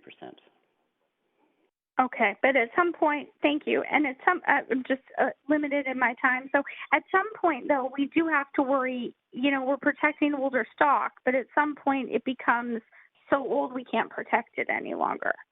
It's not responsible to do that as well. I think you can easily talk to staff about this many times. You can easily take an old 3-story walk-up, on an artery or one street off an artery, and work a development scheme where every single person in that apartment can come back at a modestly increased rent if you can simply build enough, new rental on that site to allow that economically to work out. Thanks very much. We're at the 5 minutes. Thank you very much. Thanks. I appreciate that. We don't have any more questions. Thank you. I'm going to go back to the moderator, and if there's anybody else on the line. Hello. Hello. Who's this? Hi, it's Sean Cassidy. Hi, Mr. Cassidy. Please go ahead, up to 5 minutes. Right. Just to start off, I think this is crazy having this on a Friday night, given the magnitude of this, what we're talking about here. And it's also a very discombobulating process, phoning in, getting cut off, being muted. I see no reason why this can't be held in council with social distancing happening. At this point, people can take SkyTrain or whatever, and they're sitting in proximity, so we could be able to have that here. In reference to this C2 issue tonight, I think it's not ready for prime time. Just listening to council's questions, some of the councillors haven't even read the full report. And listening to the questions going around. Mr. Cassidy, Mr. Stewart, Mr. Cassidy, I'm talking. I'm going to stop you. Okay, you did this. Mr. Cassidy, I'm just going to stop you here for a second. Part of our procedural bylaws say that you're not supposed to impugn or imply that that the motivations or actions of anybody in this public hearing, including council. So, just ask you to stick to the issue at hand and the report that we're debating. Thanks very much. Please go ahead. No, this is not Kennedy Stewart. This is not communist China. People are allowed to speak and have a view. All right. Point. Okay.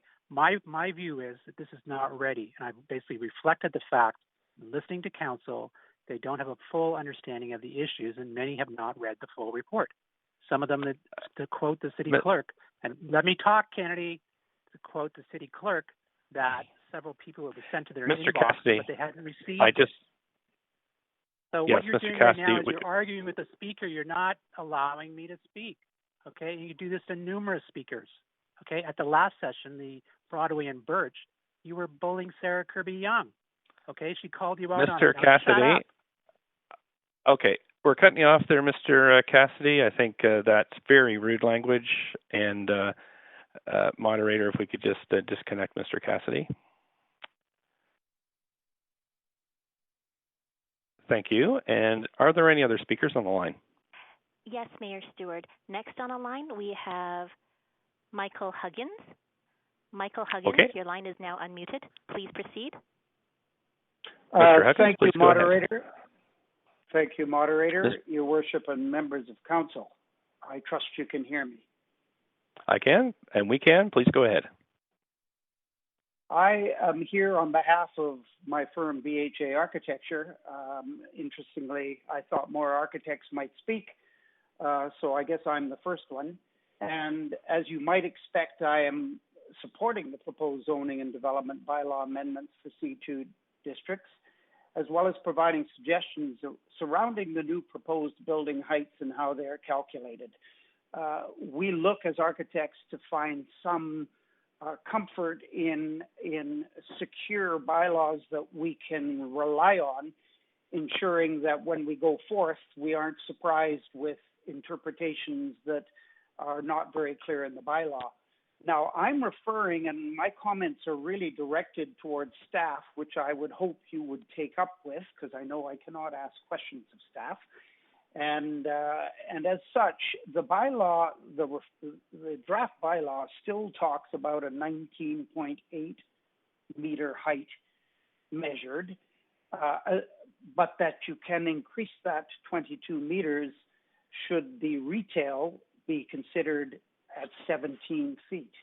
Now, I sent in a couple of diagrams to the clerk, and I have a number on that, and I would hope they can come up on the screen, because as a technical presentation without those, I might be at a bit of a loss to have you understand what we're trying to point out.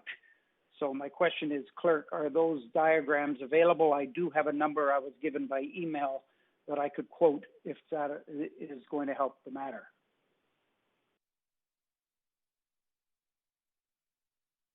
If you would, you're free to do what you like with the 5 minutes. That's your time, and you have about 3 minutes left. So if the diagrams are not available, so we strongly support the recommendation to allow 6-story mixed-use rental buildings as part of the C2 zoning. However, we feel that if the 17 feet is required in order to gain, there we go. Thank you, clerk.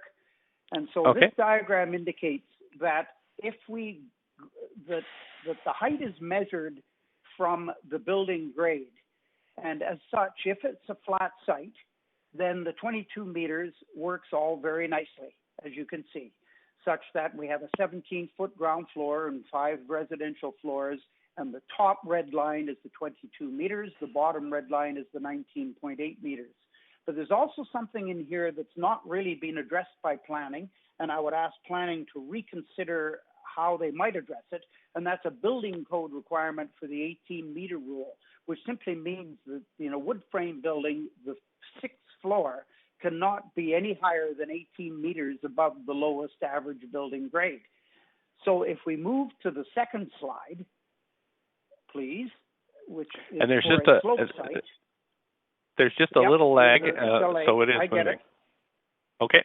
So the second slide will show you a slope site where, in fact, if we measure the height from the lowest building grade, and again, it's not clear in the bylaw, that we can literally measure the height from the highest building grade, where in fact you actually measure it from the street using a sloped line.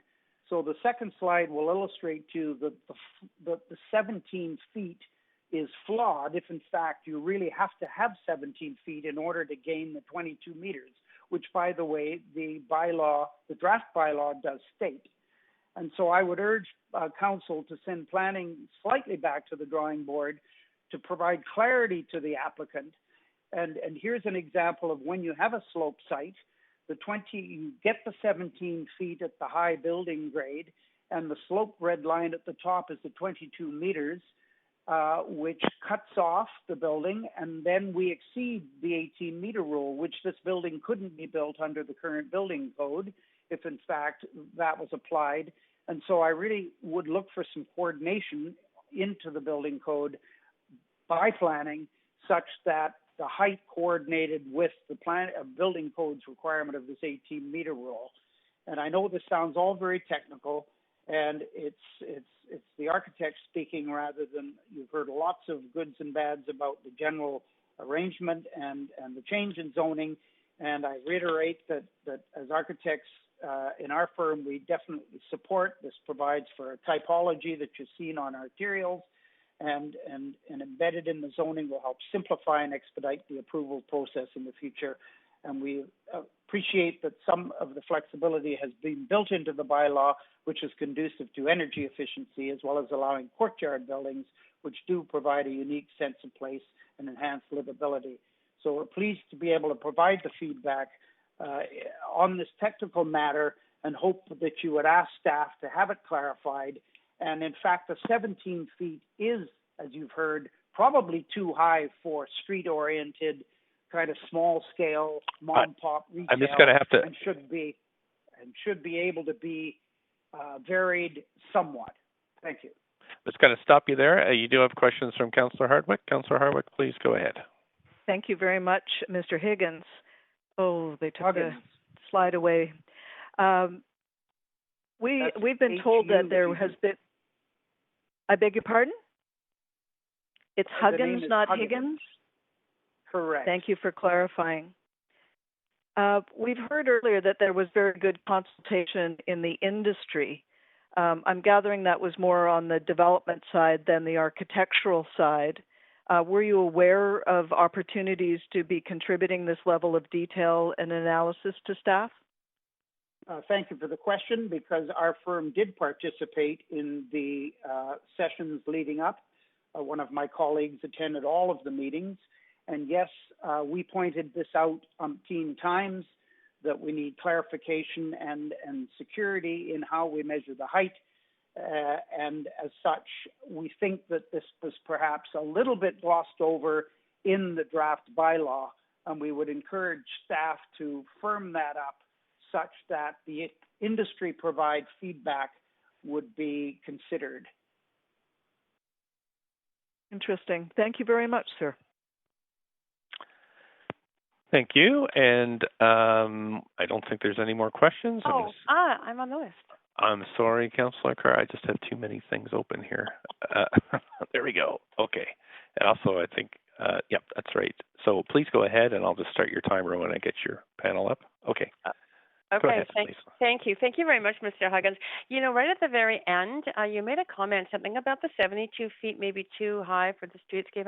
I'm really wanting you to expand on that comment a bit. I have to say I'm an urban geographer by training, and Jane Jacobs was the guru talking about not wanting your buildings to exceed the height of the tallest trees on your streetscape.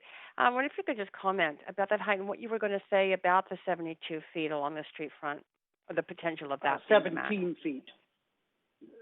You said 7. Sorry, I was talking about the 17 feet of the retail height. I'm comfortable with the 6 stories at 22 meters because you need that to get 6-story wood frame buildings with units with proper ceiling heights and retail. I was suggesting that the 17 feet not be so rigid as it seems to be in the draft bylaw in order to gain the 22-meter height limit.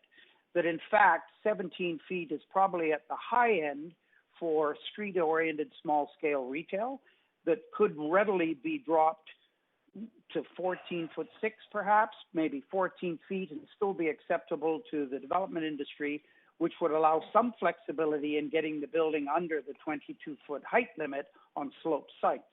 But to have it rigid at 17 feet seems to be unnecessary and should be reconsidered. Obviously, in the old C2, we had to deal with much lower retail heights to stay under the height limit, and that's why you see a lot of buildings where retail is stuck into 11'6" and so forth, and none of that worked very well, and it was very frustrating as designers and architects over the past 20 years to actually deal with that. And I might add that a project that was approved last night on Hastings Street would not fit. It both didn't have 17 feet, and it was about 21.2 meters high and had only 14 feet. So it would not be compliant with this new zoning. and yet under a rezoning, it all fits very well. And so this is the concern that we have. Okay, appreciate your taking the time on a Friday night to speak with us. Thank you. Thank you very much. And that's My it pleasure. for questions for you, sir. So I'm going to go back to the moderator and see if there's anybody else that has questions. Moderator, is there anybody else on the line? And we'll make this our second call for speakers. Yes. Thank you, Mayor Stewart. Yes, there are 2 more callers on the line. I will see if they would like to comment. So speaker with phone number ending in 7887, your line is unmuted. You may proceed.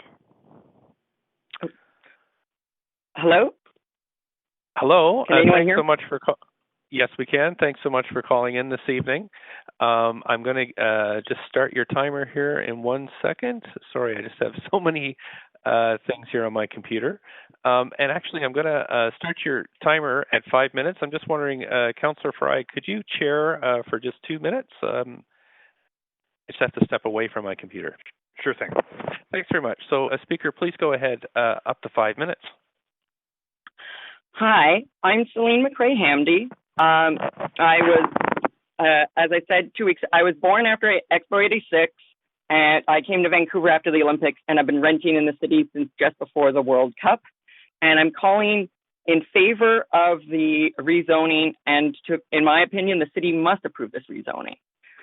We still have a housing crisis, and we still need all the secured rental housing we can get in Vancouver.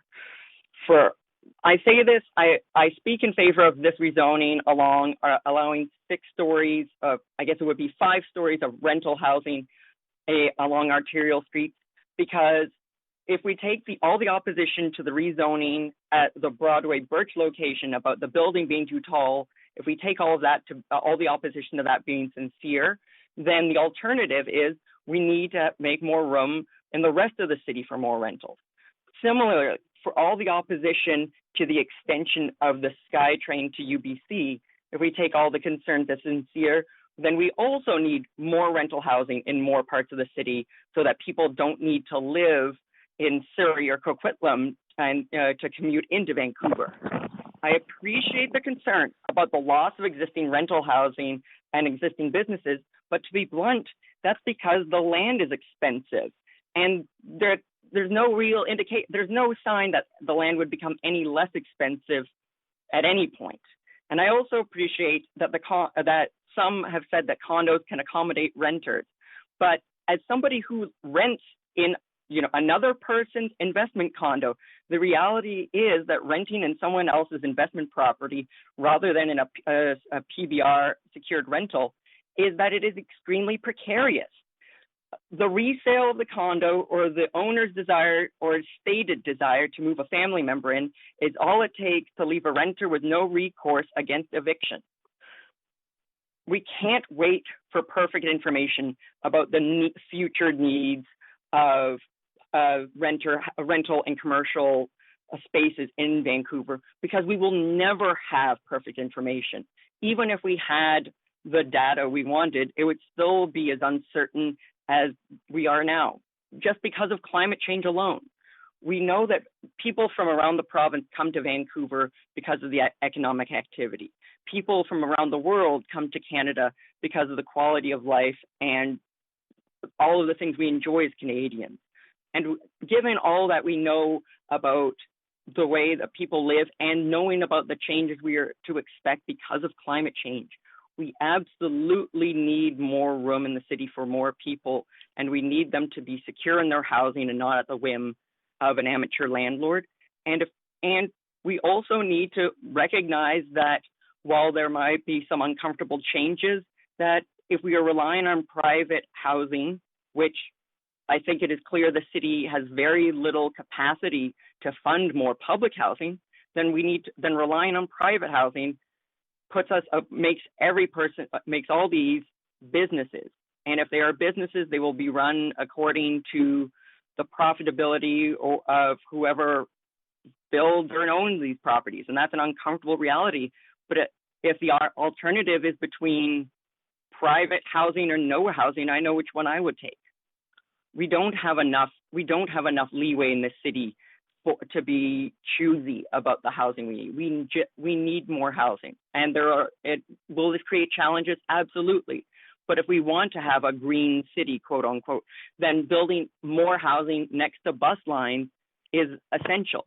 If we want to have a workforce close to employment so that people don't need to commute for hours or own more cars, then more rentals in more parts of the city is essential. If we want to have all the things that we value in Vancouver without just hoping that somehow when things are even though things have been getting worse, that somehow they'll get better just if we, click our heels together and say there's no place like home. It won't happen. We have to shape the change to make our future better in this city. I haven't lived in this city as long as other people have, but I still love this city and I love the people in it. The idea that I believe that the feel of the neighborhoods are strong enough to accommodate 6-story structures. Because I have faith in Vancouver that we can handle this, because this would be, du jour in Montreal, and we do not think of Montreal as a monolithic city. We do not think of Montreal as a soulless city. We do not think of Montreal as an awful city. Yet they have achieved 6-story rentals for over 100 years, and I think we can do the same in Vancouver. Thank you for listening. I'm sorry, Speaker. That sound was your 5 minutes.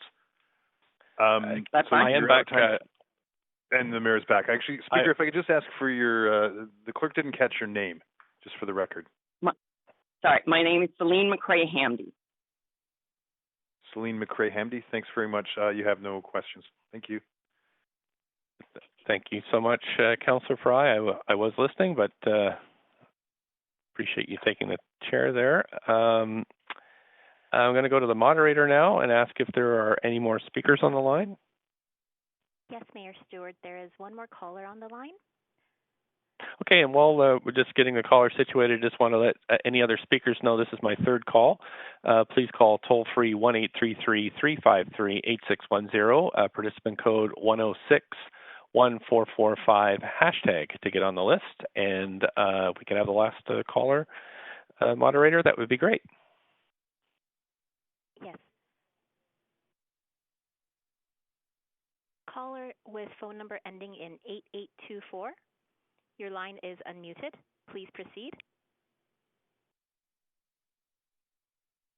Caller with phone number ending in 8824. Your line has been unmuted. Please proceed.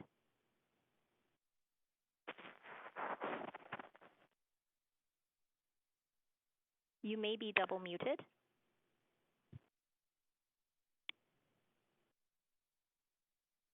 Mayor Stewart, the caller did not respond to my instructions. The caller is still actually unmuted, so the caller may participate at any time, but I don't hear anything from that end. Okay, I have made my third call, but Council, let's take a 5-minute recess just to make sure if anybody else wants to phone into this public hearing, they can. And it is 8:52, so let's come back at 8:57. Thanks very much, and I'll come back to you shortly.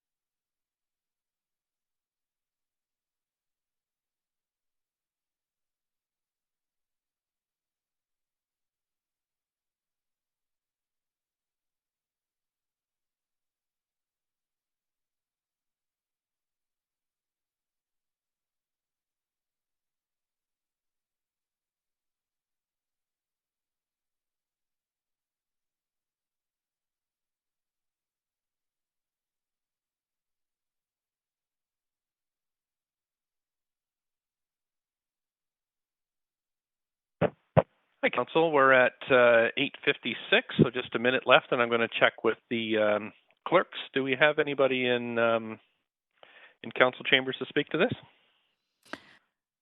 Mayor Stewart, this is the clerk. There is no one in the chamber. Thanks. And moderator, is there anybody on the line? Mayor Stewart, there are no new callers on the line. There are callers that have spoken that are on the line, but otherwise no new callers. Great. Okay, thanks very much. So seeing there are no additional speakers, the speakers list is now closed. And as few or no public comments were received on this item after 5 p.m. today, we're going to close the receipt of public comments and hear closing comments, asking questions to staff, and to make a decision. Does staff have any closing comments at this point? Thank you, Mr. Mayor. Stan Garrison, Assistant Director of Planning, with staff's closing comments. Okay, and I just hear some folks in the background, so if you just make sure you're muted, that would be great.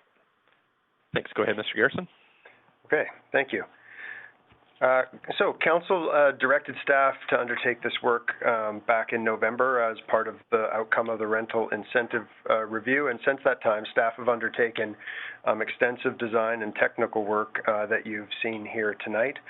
The C2 rental zoning is really designed to allow more rental housing to be built in close proximity to jobs, shops, and transit, and is really a building block of the complete community's work of the Vancouver Plan, as well as the response to the climate emergency around issues like walkability.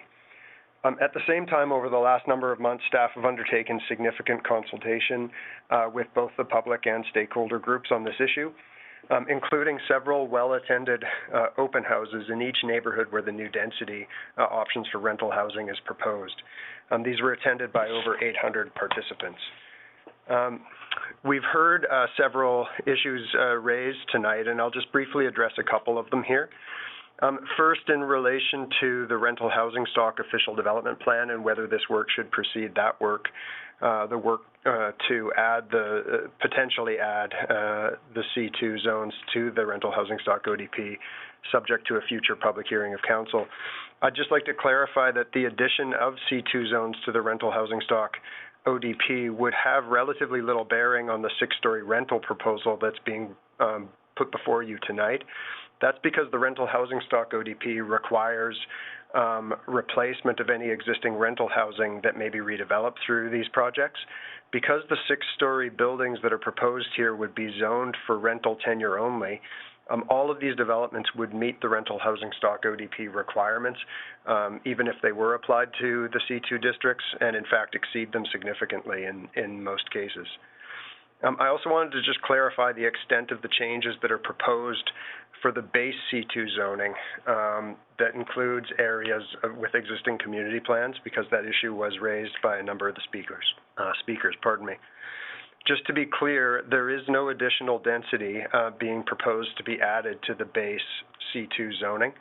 The only changes being proposed are first, higher retail ceiling heights that are designed to simply provide improved and higher quality retail spaces in these commercial areas. And that's something that staff have found through years of implementation has been a challenge in the C2 zoning district in the base zoning. And secondly, to provide increased setbacks and public realm improvements really designed to create better retail experiences in these commercial shopping districts. So those are really the only proposed changes to the base C2 zoning district. So I'd just like to conclude by saying that the proposed changes are really intended to address 3 key council objectives. One is to increase the supply of rental housing in areas that are well located for shopping and transit. 2 is to improve the ability to respond to the climate emergency and provide an easier route for the development of passive house and other kinds of very sustainable, very efficient development to address the climate issues. And third, to really improve the commercial spaces in terms of both the quality of the retail spaces that are provided and an emphasis on the quality of the public realm in these areas. With that, we will close our comments and turn it back to you, Mr. Mayor. Thank you. Thanks so much. And there are questions to staff. Councillor Dominato, up to 5 minutes. Please go ahead. Oh, thanks. Sorry, I thought Councillor Carr was on for questions. Yes, I have a couple of questions. I had started on the subject of setbacks. It was raised a couple of times, and I was wondering if we could see the slides again with the visuals. We kind of whipped through them, and I think, Mr. Mayor, you had mentioned that too, but I was looking for some clarification about the built form and massing and the setbacks, because that's come up by a number of speakers. And they're just coming up now, I think. Is that correct, Clerk? You're pulling the slides up? And yes. I'm happy to speak if staff want to start speaking to them first. I'm hoping they could elaborate a bit, because I know when I saw the initial slides and heard and read through the materials, I was not seeing a lot of setback at all, and I think that maybe we went a little too quickly through the slides. We just go to the next one. I think everything's just getting situated here. Okay, thanks. Staff have made some slides available that provide further information on the setbacks that should be on your screen now. They are. Thank you. Hello, Mayor and Council. This is Paul Chang, Senior Development Planner. What you see before you are excerpts from boards that were shown at the public open houses. And I just wanted to maybe spend a little bit of time talking about these slides so that we understand the setbacks that are being proposed with this change to the C2 zones. The first thing to keep in mind with this is that the C2 zone is essentially occurring on all our neighborhood shopping streets. This is where community life happens. This is where people bump into each other, with their neighbors, and they have quick chats with each other. And this is where people get to know each other in their community. So we want to keep that in mind, because when we keep that in mind, what's really important is that we understand that the highest priority is the quality of the shopping street itself. And when we think about the quality of the shopping street, two of the main design considerations that we want to think about is the overall spatial street enclosure, which really coincides with the width of the street in relation to the height of the buildings, and also the shadowing on the shopping street itself. Council might recall that staff have in the past, in other public hearings, talked about how the ratio of the width to the height of the street, staff determined that for this kind of continuous street wall type of typology, a 7 to 10 ratio is really highly desired. That being 100 feet width of the street, for instance, and 70 feet or 72 feet in this instance for the building heights themselves. With the setbacks that are being proposed at the front, you can see that what's happening is that there is a wider sidewalk, first of all, in order for there to be a lot more pedestrian comfort. And furthermore, what it also does is it widens the overall width of the street by having these sidewalks. And therefore, what we get is an assurance that the 7 to 10 ratio is achieved. With respect to the rear setbacks, you can see a couple of things. The first thing is there is a minimum 5-foot setback for the first story, and that really is more than what we get these days under the current C2 zone, which is usually 0 or 1 feet or something like that at all. The 5 feet is meant to beautify the lane. It could have plantings there, greenery, or sometimes even if the CRU is designed in a special way, even an extra kind of aperture for the CRU to actually activate the lane itself. The second setback at the rear is a 15-foot required setback for stories 2 to 6, and that continues up for all the stories from 2nd to 6th stories in order to achieve a more simpler building form so that we can achieve some of the sustainability goals that we're looking for with these building types. Now, if we can just go to the next slide.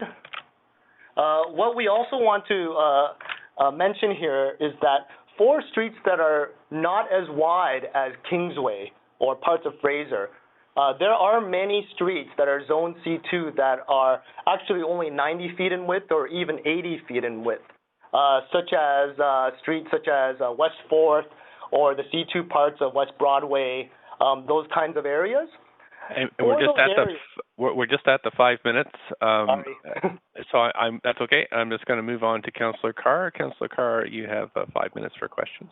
Yeah, great. Yeah, my first question is about height and form and the kinds of things that you're already just talking about. But, you know, I understand the reasoning for the 6 stories on the street front from an inside livability point of view. Like, that was well explained. And but, you know, as I said to one of the speakers, I'm a big Jane Jacobs fan, and she talked a lot about public realm livability and keeping buildings below the heights of trees. So is 6 stories going to be, is it too tall for the kinds of trees we're planting? And maybe not for the kinds of trees we've got in the city right now, but for the kinds we're planting.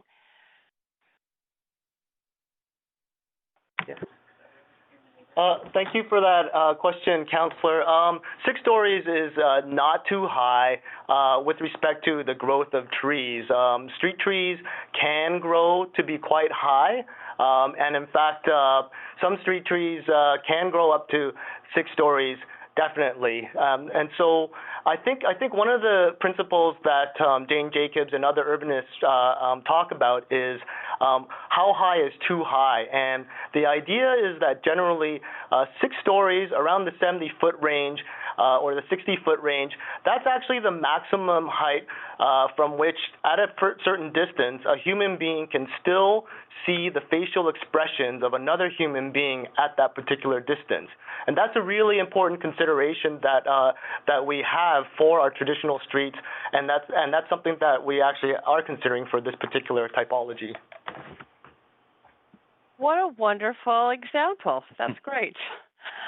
Okay, my second question is on a different track, and that is around the Vancouver plan. And I'm just wondering if the Vancouver plan, I seem to remember this from a presentation we've had, but is the Vancouver plan intending to consult at a neighborhood level on the concept of complete communities this fall? Yes, Councillor Carr. It's Susan Haid, Deputy Director of Long Range Planning. We are intending to consult at the neighborhood level and citywide on complete communities beginning this fall.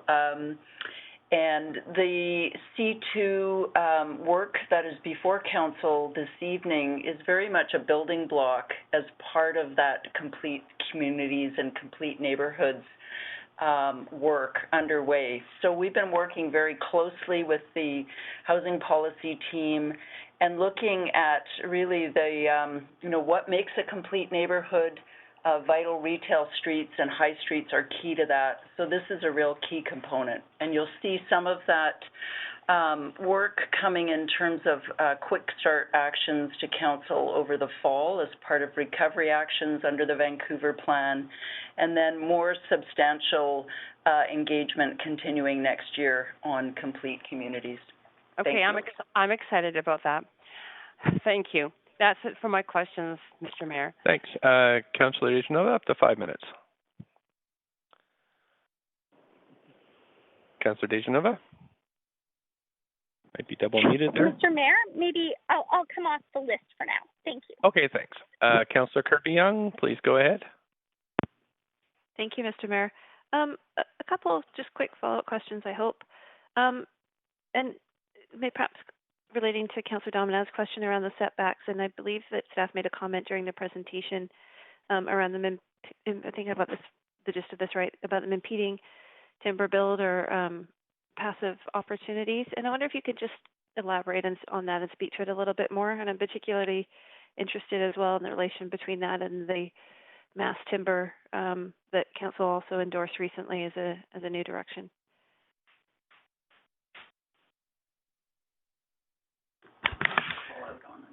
Hello, Councillor. I'm going to ask Sean Pander from our sustainability group to refer to that in relation to your question about passive house and mass timber. Okay. Yeah, Council is Sean Pander with the Sustainability Group. The simplified building forms facilitate both wood construction, whether it's stick or mass timber, as well as passive house. For passive house, the simplified building form reduces the amount of sort of exposed wall area relative to the size of the unit, so you get less heat loss, or it makes it easier to meet the requirement with a given amount of insulation. For wood construction, and at 6 stories, what we'll primarily continue to see not mass timber, but light wood frame. We have some developers interested in this form, mass timber. The more recent report we brought forward was to allow mass timber in the 8 to 12 story forms, which is going to sort of compete and displace concrete construction. But the simplified building form here in particular, when you reduce the number of the step backs, what that does is it makes it easier to build out of wood, because you don't get these concentrated loads that you must support with an extra thick slab, which you either have to thicken the slab quite a bit more with wood than you do with concrete because it needs the extra strength. So simplifying this makes it easier to continue to build out of wood without losing floor to ceiling height and visibility of the suites. Okay. And so is it fair to say that if we are desiring to try to look at the use of more affordable materials as well as greener buildings, that regardless of this discussion that we have right now tonight as it relates to the 6-story rental, we would potentially see a change in building forms in general, or potentially even with strata, to enable taking advantage of those materials towards these greener buildings? Yeah, again, the simpler building forms do foster that. Obviously, we do need articulation and shape in the building, so you do have to strike the right balance. But in general, yes, regardless of this report or other reports, simpler building forms do make it easier to build out of wood and to more easily reduce heat losses. Okay, thanks. I appreciate that, because I think that's sort of important in terms of where we're trying to go with both affordability and sustainability. I'm going to switch to a different question from Mr. Garrison, and I know you touched on this, but I just really want to be clear and clarify, and it was around the timing of the C2 ODP and the fact that you said it was rental, and I wonder if you can just really, really elaborate and hit that. I know there's discussion and thought around some councillors about potentially referring tonight, and is it cart and horse, and should that come first? But did I hear you say clearly that one, it would not affect the other, because essentially we were talking about an application to full rental here, so we wouldn't have a loss of units? I want to be explicitly clear on that, because I think it's going to be a key discussion point tonight. Yes, thank you for the question, Councillor Stan Garrison. The first thing to understand is really crystal clear is what it is that the rental housing stock ODP does. So if it was to be applied, the C2 zoning district was to be added to it, what the ODP does is that it requires that any rental units in zoning districts that are covered by that official development plan are required to be replaced with new rental units in any redevelopment. And so the point I was making is that even if it was applied, the C2 zoning district was part of the rental housing stock official development plan, these buildings would, because of their nature as 100% residential rental tenure, would all exceed the requirements of one-for-one replacement of that rental housing that would be in place. So essentially, whether that ODP applies to this zone or not, the developments that are being proposed under the zoning change tonight 10 seconds. would meet those super requirements. Quick question. So if we do this, there's nothing that would slip through the cracks in the 2 or 3 months in between in terms of projects? That would not be one-to-one? Not in relation to the rental buildings that are being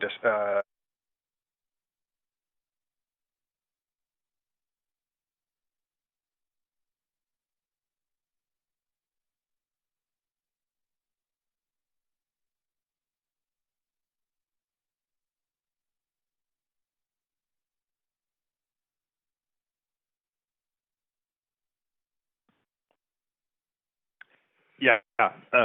Thanks, Mayor. And thanks again, staff. This is such a detailed and comprehensive report, and there's a lot of really great material, and I appreciate a lot of the thoughtfulness that's gone into some of the sort of imagining of this, and I really appreciate Mr. Tang's reference to the seeing people's faces from 6 stories. I think that's really inspiring on how we're looking at this. However, all that said, I do remain concerned about the current context we find ourselves in with businesses struggling to remain open, with us as a city finding new ways to find businesses to survive with room to queue or with expanded patio spaces, and how we can affect social connections while maintaining physical distancing, and all these kind of new directions that we're heading in our retail environment. And when I look at the C2 zones, and on Figure 4 of page 15, I think it is in the report, these are some of the most sort of well-utilized and well-loved neighborhoods in our city. And I think it was Mr. Tang actually who talked about them as where community life happens and how important the quality of the street is. So I guess what my questions are, understanding that the Economic Lands and Employment Review report is coming on October 7th, would there be any significant repercussions to referring this work a little farther down the line to look at some of what we're learning around COVID, look at what we're expecting with the Employment Lands Review, and further to that, is there an opportunity to maybe throttle this so that we don't necessarily see a run on boarded up high streets that won't have a chance to recover because they'll get gobbled up for rapid redevelopment?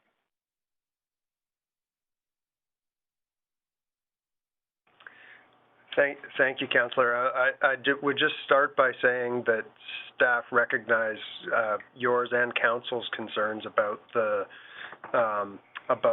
these issues, and we share them.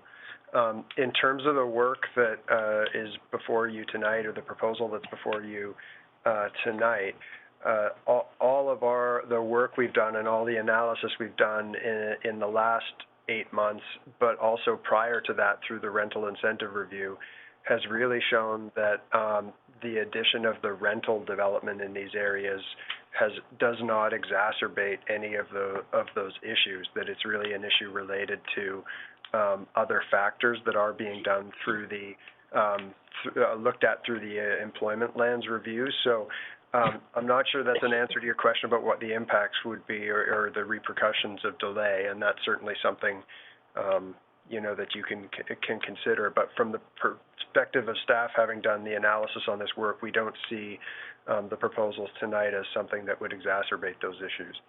In fact, in some of our consultations with the BIAs in particular on this issue, they expressed a significant amount of support for rental housing as contributing to revitalizing these districts. So that's just something to offer that we did hear from the BIAs and sure. the businesses.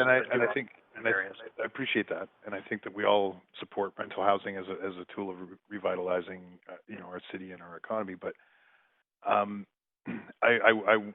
guess to the point around, is there an ability to throttle? I do worry about a run on certain commercial districts that may just get subsumed really rapidly, especially because we're not going through a rezoning process that's going straight to DP. Is there any ability for us to take a throttle kind of method so that we can be a little bit more cautious and trepidatious in how this might get applied to certain neighborhoods? Yeah, and it certainly is a challenge to think about those kinds of throttling approaches when things are in the district schedule. I would just note we continue to show and demonstrate through the analysis that the highest and best use, in other words, the most likely development to happen in these areas, continues to be strata development that is allowed under the 4 stories. So in terms of the balance between incentivizing a shift from strata to rental and the protection of the small businesses that you're seeking here, I think not adding in the ability to do rental may not have the desired outcome because of the continued ability to do strata. At the 5 there. Thanks very much. Thank you. Councillor Dominato, you were going to ask for a second round of questions? I was. I'll do that now, if that's appropriate. Okay. Anybody have any objections to a second round? If not, we'll just go ahead. Councillor Dominato, 5 minutes. I'm noting that Councillor DiGenova hasn't asked questions yet, though, so I'm wondering if she did want to do her questions first, and then I can. That's nice of you. Councillor DiGenova, did you have questions? Mr. Mayor, I'm prepared to move the motion, so I'm happy to go after Councillor Dominato. Okay, Councillor Dominato, please continue. Thanks. Yeah. Just to Mr. Garrison, just to follow up on the conversation around the retail high streets. Given that the economic lands review and report is coming back in early fall, I know a lot of work's gone into that, but if there are some emerging policy directions that come from that and information from the research that we've done, could these district schedules be amended and be informed by that report back at a later date, I guess is what I'm saying. Yes, thank you for the question. I mean, absolutely, at any time, Council can direct staff to undertake further amendments to the district schedules. I'd also add that I think some of the initiatives that the Employment, Lands and Economic Review team are undertaking may be of an overlay nature that apply to broadly to zoning districts, so that could include C2 amongst other commercial districts. So I think we're looking at some initiatives that could involve changes to district schedules, but could also be applied more broadly, regardless of the change that's or the decision tonight. Okay, thank you. I appreciate that. And then I just want to touch on briefly consultation. In reading the summary of the consultation, there was reference to the public wanting more diversity of massing and building heights. And I'm also thinking about Mr. Huggins, who phoned in and was speaking to just the rigidity of 17 feet, particularly on a sloping site. And I'm just wondering if staff, that's been taken into consideration, particularly Mr. Huggins' last comments.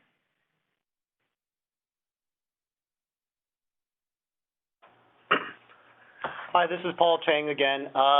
With respect to the height of the CRU spaces, what planning staff have observed is that the 17-foot floor-to-floor height for the ground story is really an optimal height for maximizing the usability of this commercial retail unit, so that it can actually accommodate as many different types of businesses as possible. When we think about all the different types of businesses, perhaps a hair salon, for instance, doesn't need that much height, but a restaurant, for instance, would need that much height in order to get the mechanical ventilation system that's usually about 2 feet deep and still achieve a 14-foot high ceiling. And when we say 14-foot high ceiling, we're really looking for that kind of lofty space that honors the kind of third places that we have on these neighborhood shopping strips. A 10-foot high ceiling or a 12-foot high ceiling really isn't quite as airy or I would say as sociable as higher ceilings that should be achieved in these important shopping streets. Okay. I just follow up to that, just around some feedback I've had from some business owners is that about some of the with the retail spaces being too big, this particularly for startups, needing and wanting a smaller space. When you talk about the ceiling height there, does it enable, is there some modular ability within those units, or could there be a business below and a business in the loft space up above? Like, is that like so split? I hope that makes sense. It's late. Yes, thank you for that question. It's the 17-foot height is actually an interesting height because the building bylaw would allow a tight mezzanine to be placed within that particular height. The loft space, for instance, could actually it is actually a historical, traditional typology that we see in some of our older neighborhoods, such as Gastown and Chinatown. That's where the private office is, for instance, or that's where some extra tables for a restaurant can be placed. So that's another reason for why we're trying for slightly higher ceilings. And I think also council is aware about how when we're talking about smaller mom and pop types of businesses. Just 15 seconds. one of the things that we do think about is the overall square footage of the particular size as well of the CRU unit. Thanks very much. We're at the 5 minutes, and I'll go on to Councillor DeGenova. You have up to 5 minutes for questions. Oh, thanks, Mr. Mayor. I was prepared to move the motion, so if I need to go down the queue, if you could help me out with that a little bit. But Councillor Carr, you're on the queue. Councillor Carr, do you have questions? No, I heard Councillor DeGenova say she was going to move it, so I wanted to be on the queue after, if that's fine. Right. After she moves it. Okay. Right. So, Councillor DeGenova, do we have a seconder for this? I'd like to move the motion with the staff recommendations. Yes, and I'm putting this over the. Thank you. That's Councillor Boyle. Dominato, thank you. Okay, so Councillor DeGenova moves. You're up, Councillor DeGenova, followed by Councillor Carr. Councillor DeGenova, please go ahead. Up to 5 minutes for debate and decision. Thanks very much, Mr. Mayor. And I had a number of my questions were actually answered in listening to the answers of other councillors' questions and hearing what staff had to say, especially when it comes to rental and what we're approving tonight and how that actually will help us to move forward with our goals, how it will not only help to make our city greener, in some of the building requirements and looking through the policy report, I think that that's very important, but also that it'll make things more livable. Even just the last comments about ceiling heights, I think, and looking at sort of, last night we were talking about how do we make sure that an existing feel, how do we keep that feel of our neighborhoods? And when I look at C2, I think that it certainly is. Often what we hear from people is they don't want to see a tower. Now, that's in the eye of the beholder. I know some people who think that, maybe 2 stories is a tower. Other people would like to see something a little more robust. But I think that what staff has brought back to us is thoughtful. In fact, maybe it doesn't even go far enough. What we've heard tonight was that there's the potential to look at, moving forward with even more height to make sure that we meet our housing goals and our housing targets. And we know that that's an issue in our city. So, I mean, without, I know that it's been a long night. I appreciate all of the speakers coming out, those who spoke for this, those who spoke against this, but also in understanding that a number of these developers, as I've heard them be referred to tonight as well, are nonprofits, are local businesses that perhaps the retail is owned on the bottom, and there's others and the owners live above. But I also think that we have to do our due diligence when we look at rental replacement. And if we do that all at once in the city of Vancouver, there are ramifications for that. I also just want to note that I think we have a very robust, and I'm very proud of our tenant relocation policy. So for the comments that were made about current tenants or what would they do, I think that's another issue for another day also, but I see this moving us forward in a positive direction. I've been very interested in this, and as council knows, I have brought forward motions in the past, specifically surrounding C2. So I'm satisfied that all of my questions have been answered. I would really love to know a little more about how many nonprofits, but don't want to hold the meeting up just for that. So happy to wholeheartedly support this, Mr. Mayor, and I hope this will help us move forward. Thank you. Councillor Carr, you're next in the queue. Up to 5 minutes. Yeah, thank you. First of all, I just want to state really strongly that we do need more rental housing in the city, and I do like the rental-only zoning, and I really like the green building requirement. However, I have forwarded a referral motion, so that would be, I guess, an amendment to the motion moved. Yes, it would. Yep. It's up on the screen. Yeah, and I have circulated it, and I believe it's been run through our law department as well, and so I have made changes to accommodate their comments. My referral motion is to refer back to staff until council has considered the upcoming referral report regarding amending the rental housing stock official development plan to include the C2 zones, and for further public consultations through the Vancouver plan in the fall of 2020, including at the level. Why I think we need this referral is I believe that we need to give Council the opportunity to receive back from staff their recommendations on the rental housing stock ODP so that we don't risk the potential of losing current very affordable rental units in redevelopment. I think that secondly, this whole report is really about the kind of commercial hearts or high streets of local neighborhoods, but it's also about the change to the public consultation process from rezoning hearings to a DP board process. And I think we really need to consult the public now on that. I want to have confidence that the public is really behind those changes, that they, especially that they know that they back these changes and that they are very comfortable with the DP board being the process through which development proceeds as opposed to rezoning hearings. And, thanks. I'm need a seconder? Hardwick, second. Thanks. I'm going to move us over to an amendment. Sorry, usually, Councillor Carr, I was just going to move us over to an amendment queue where you'll have time to finish. Point of privilege, if I could be added, Mr. Mayor. Thank you. Yes, Councillor Carr, I'm just going to move you over to the amendment queue. You can continue your introduction here. Councillor Carr, please go ahead. Okay. So sorry, that was a bit rough, but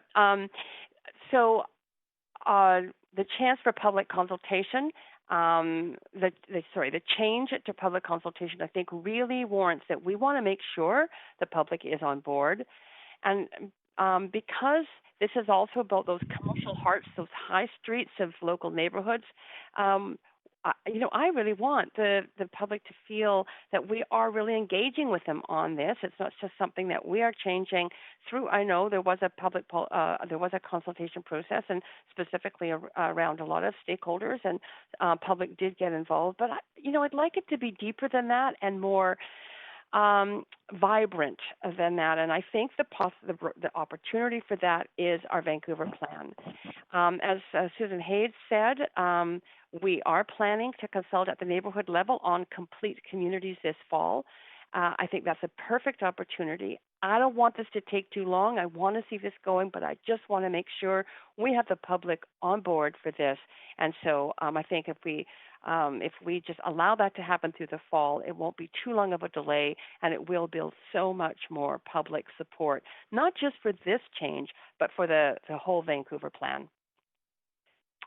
Thank you. Councillor Boyle, up to 5 minutes, debating the referral. Yes, thanks. I'm going to speak strongly against this referral. There's a number of things in this report that I'm quite excited to see move forward as soon as we're able to. One of them is the improvements to the green building requirements, which are important changes to be making as quickly as possible. I am pleased to see the improvements to the number of family-sized housing units included in this. I'm happy to see the improvements to the setbacks and the added public realm benefits. And most importantly, the importance of shifting the balance from condos to rentals. We're already seeing that these types of properties are becoming condos, and we know that we need more rental housing more than we need more condos, and we need to impact that balance. And I'd like to see us move forward on that and not delay it. I also want to add that I do support the C2 changes related to the ODP, but we've heard very clearly we don't need to hold this until that information, because this is encouraging more rental. It would be replacing existing rental with rental, which is what that change is asking for. And so it doesn't make sense to me that we would wait on this decision for that future decision when they're moving in the same direction. And as well as we heard really clearly in the staff report, already 75% of the development that we're seeing in these areas is condos. We need to shift that balance, and I don't think we should be waiting any longer to be moving in that direction. So is this ongoing work? Yes. Will the numbers continue to change? Sure. But we know that we need more rental, more than we need more condos.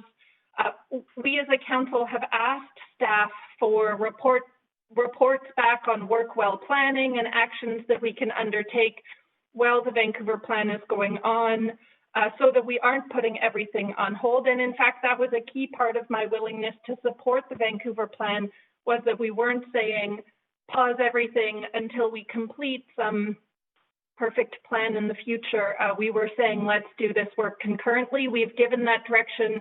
This is the report we got back on it. And I think these are changes that we should make now, not postpone and delay. Thank you, Councillor. Thank you, Councillor Boyle. We're on to Councillor Dejanova.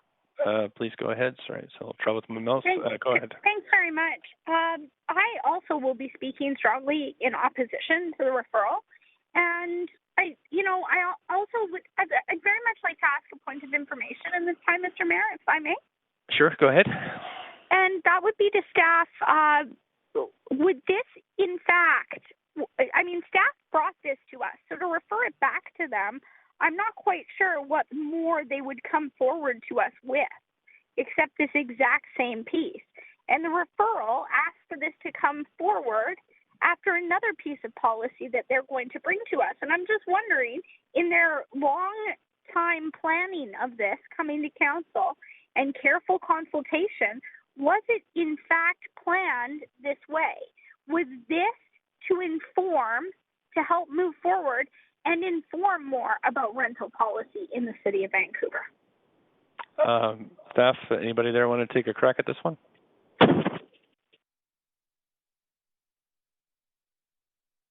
Can't hear anybody.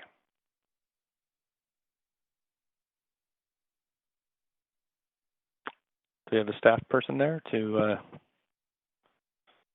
I guess the question is this plan going to inform the next one regarding C2 or the C zonings? Mayor Stewart, it is the clerk here. Planning staff, I believe, are still on the line. Perhaps Susan Haid might be able to speak. Yeah, the rental stock official housing plan. My apologies, Mr. Mayor. I'm sorry, this is Susan. If you could just repeat the question, please. I see that this referral is asking that this be referred back to staff until such a time that the rental stock official housing plan comes forward. And I'm wondering if staff in fact intended, because I would assume it would be intentional that you brought this to us before you brought that to us. So I just want to make sure that, I'm considering that staff have put a lot of effort and work into this and the thoughtful order that you've put that in. So, yes, it was intentional that we brought this work forward to you because we had been undergoing the analysis for the last 7 months, and we didn't want to hold up this piece of work while council was still debating whether or not to rescind the motion on the extending the rental housing stock ODP earlier this year. However, that work has started. We have analysis that's being done and completed, and we are targeting that referral report on the ODP later this fall.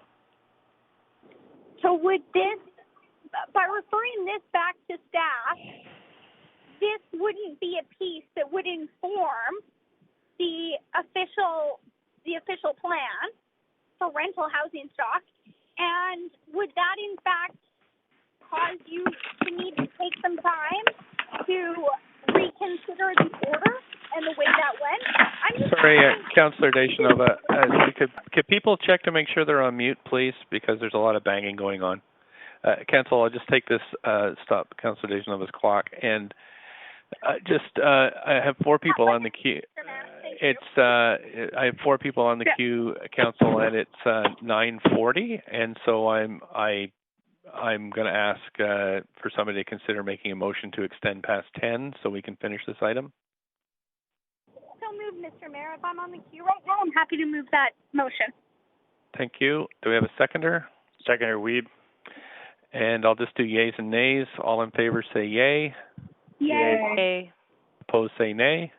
I have no nays. Thank you. Councillor Dejanova, you're back on. Thanks very much. So if I could just ask staff, I'm just wondering if the unintended consequence that we may see from this referral motion in changing the order here is that it may actually take longer to deliver the official or the rental housing stock official plan. Staff? Yeah, thank you for the question. I mean, we'll have to go back and recalibrate the work program if there's a referral motion. So we will have to see and build in the pieces around how we would undertake, how and when we would undertake more consultations. So there's a possibility that it could delay slightly that work, but we will have to take that away and look at it more closely if this referral motion is approved. Thank you, Mr. Kennison. And that just reaffirms how I feel about this, Mr. Mayor. In fact, it makes me even more strongly opposed to this because I don't think we can wait in this city. Each day the city becomes less affordable, and I see that even during times of pandemic. I'm very concerned about this. I'm concerned about what this will do for rental housing in our city. So for that reason, although I appreciate what Councillor Carr had said, and her reasoning for it and rationale, now that I've asked those questions of staff, even more so am I concerned and nervous that staff will have to spend more time recalibrating. Thank you. We're at the 5. Okay, thank you. Councillor Dominato, up to 5 minutes. Thanks, Mr. Mayor. I just want to reflect briefly. Also appreciate Councillor Carr's considerations she raised. That being said, I don't support the referral for a number of reasons. One, we passed these policy measures in the fall, and it was based on the urgency that we need to address rental supply in the city.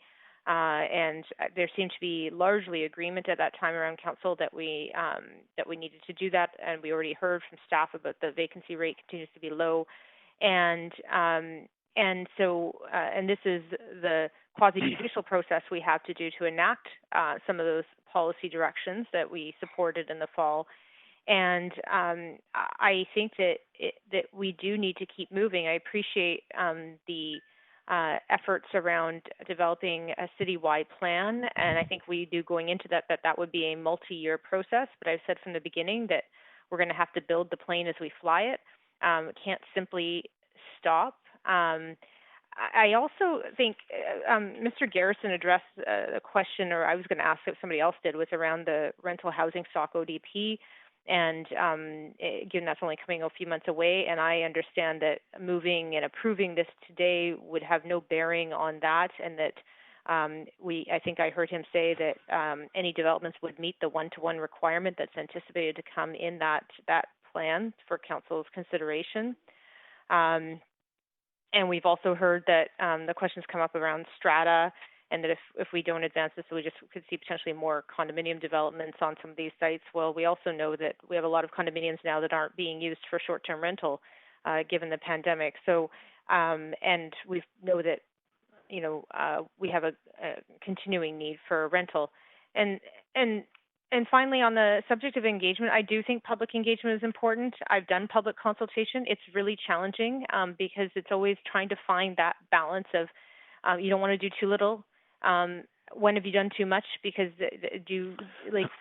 striking that balance of engaging, getting the feedback, incorporating it, but still advancing your policy work. And sometimes it's iterative. You get the feedback, you adapt, you change as you go. And I heard from Mr. Garrison that we could be adapting these district schedules a few months from now based on the economic lands review. Then report is coming forward. But that is a challenging part. Is I think we're always going to have a sort of a gap of people not feeling heard. And I asked the question about where are we hearing from, because I didn't see any correspondence from the Kingsway neighborhood, or from the Fraserlands, or from Hastings Sunrise, or from Mount Pleasant. There may have been one, but I did not see a lot of correspondence from a lot of different neighborhoods. And so we do potentially need to maybe look at how we are engaging. And I think that staff are always looking at that. And I would welcome a conversation as a council with our staff about the engagement process overall. But I look at the areas, and I'm not necessarily hearing that feedback. But again, I'm not looking at the individual responses that staff gathered, and I looked at the summary that they did provide, and there was quite a lot of responses, hundreds, as I noted, and maybe even more than that from the summary. But it is challenging. But I do think we should be moving this ahead this evening, and so I don't support the referral. Thank you. Councillor Swanson? Yes, I support the referral. I'm worried that if we pass this, it would be before the rental housing ODP that would protect existing rental units a bit. So I'm asking myself, are we incentivizing the demolition of existing cheaper rentals with this plan? I'm also worried about the impact on small local mom and pop businesses with no current policy that will protect them from demolitions. I think we need to get that policy in place before we unleash the forces that'll make it hard on them. And then while I prefer rental to strata, there's no guarantee about any affordability in the rents in the new rental units. I don't think we'll even get MERPs with 6 stories. One of the planners said that we would have a net increase in rentals. Yes, we'd have a net increase in rentals, but I don't think we'd have a net increase in affordability. And then the other thing that I find very interesting is the developers and the UDI really love this. Mr. Sauvell said he's very, very supportive of it. So that means they're thinking that they can make a nice profit on it. And then I think it is a huge problem to be moving approvals from a public hearing to development permit. It means that the public, when they support something or when they oppose something, won't be able to come to council. So it depoliticizes the approval process and makes it so council isn't so aware of what people are thinking out there. And I think, in the long run, we need to, or actually in the short run, we need to look at changes we can make that actually depress land values so we can get more land, publicly owned land, nonprofit owned land, and build more nonprofit housing. And I think that's where we need to focus most of our energy, because we're not going to get affordable housing from the private sector. Thank you, Councillor Swanson. On to Councillor Wiebe. Up to 5 minutes. Please go ahead. Yeah, first I'd like to thank staff for the report. There's a lot of really good work in here and stuff that we need to be moving forward with. However, in November, and people have talked about it, we did talk about that in the report back, we would have commercial tenants at the same or similar rents. We look at different opportunities to deal with the small business community. The reason why the BIAs aren't here today is because they also represent the landowners, and it makes it difficult to have a voice for the small business when they also are representing the landowners. And so the small business community who I've talked to on this is really concerned about our small integral community spaces that we all love and talk about on a regular basis. And that's why I'm excited that Council has moved forward with some small business office, talked about how we can really bring a small business voice to the City of Vancouver, which is not reflected in the work being showcased today. It will be reflected in the Employment Lands and Review that's coming in the fall, as well as the Retail Action Plan, the RAP, and the Land and Economy Action Plan, which are all coming in the fall. So that's when we're really going to get a better understanding of how commercial space will be used, the typology, the needs, the affordability, the supply, what is going to be needed to ensure that we keep our vibrant community centers alive. So for me, I will be supporting this referral 100%.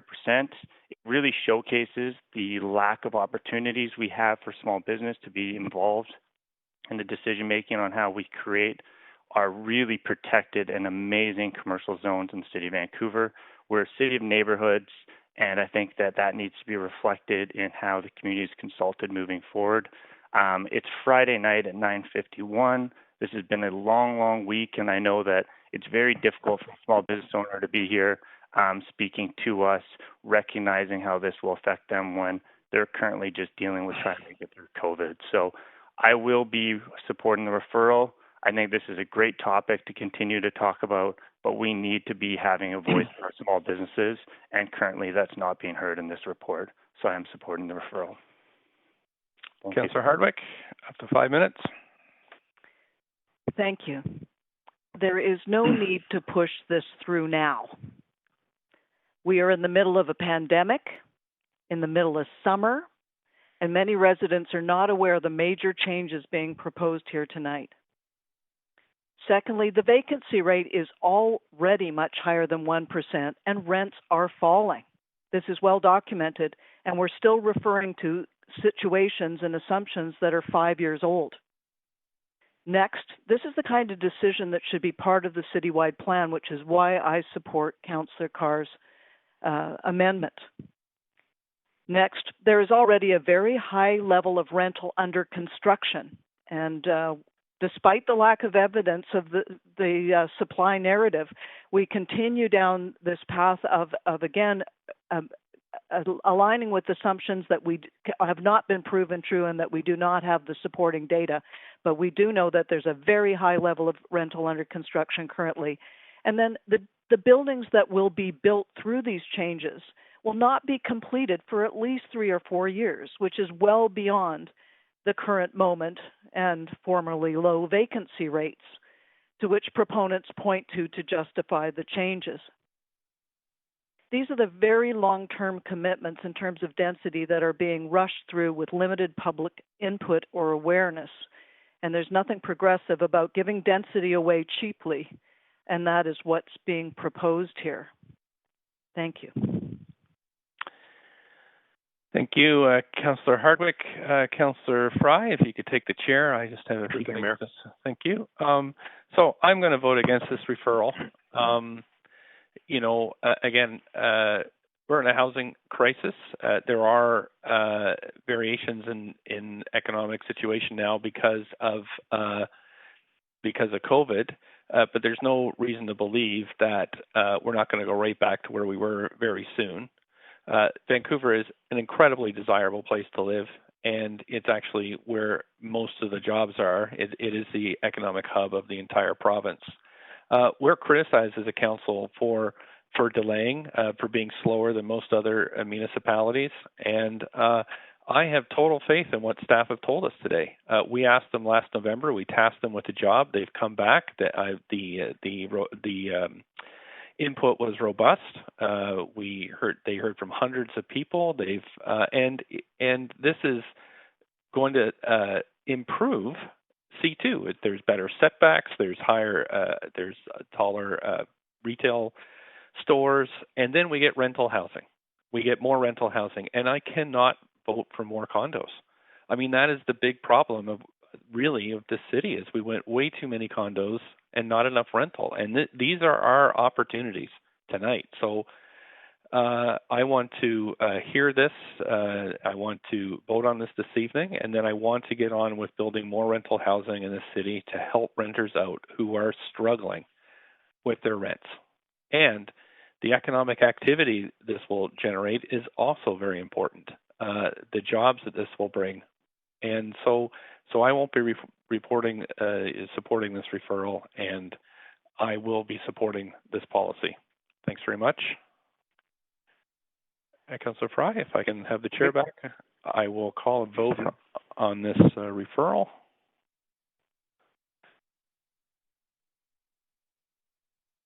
Okay, thanks very much.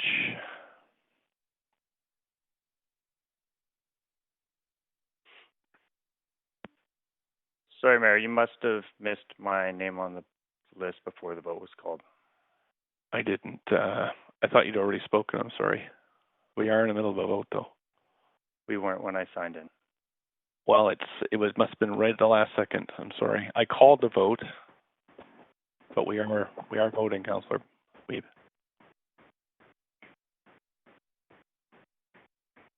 waiting for a few more. Mr. If I could get a vote assist. Yes, Councillor Bly. I'd like to vote in favor of the referral. Okay. Councillor Fry. Yes. My apologies. Point of privilege, Councillor DiGenova, if I could please be marked as voting in opposition of the referral. Thanks very much. Clerks, if you could do that. Okay, that has passed with Councillor Kirby-Young, Dominato, Boyle, DeGenova, and myself in opposition. Okay, Council, that's it for the business this evening. And I need a motion to... Motion to adjourn, Councillor DiGenova. Great. Seconder? Second, Councillor Dominato. Thank you very much. Before I call yeas and nays, I just wanted to thank Council for all their work this week. Wow, Friday night just at 10 o'clock. That's incredible. Thank you for everything you've done, and we'll see you back on Monday. All in favor of adjourning, say yay. Yay. Yay. And opposed, say nay. That's it. We're adjourned. Thank you very much, clerks, for staying tonight as well, and the staff. Thank you very much. Night all. Good night.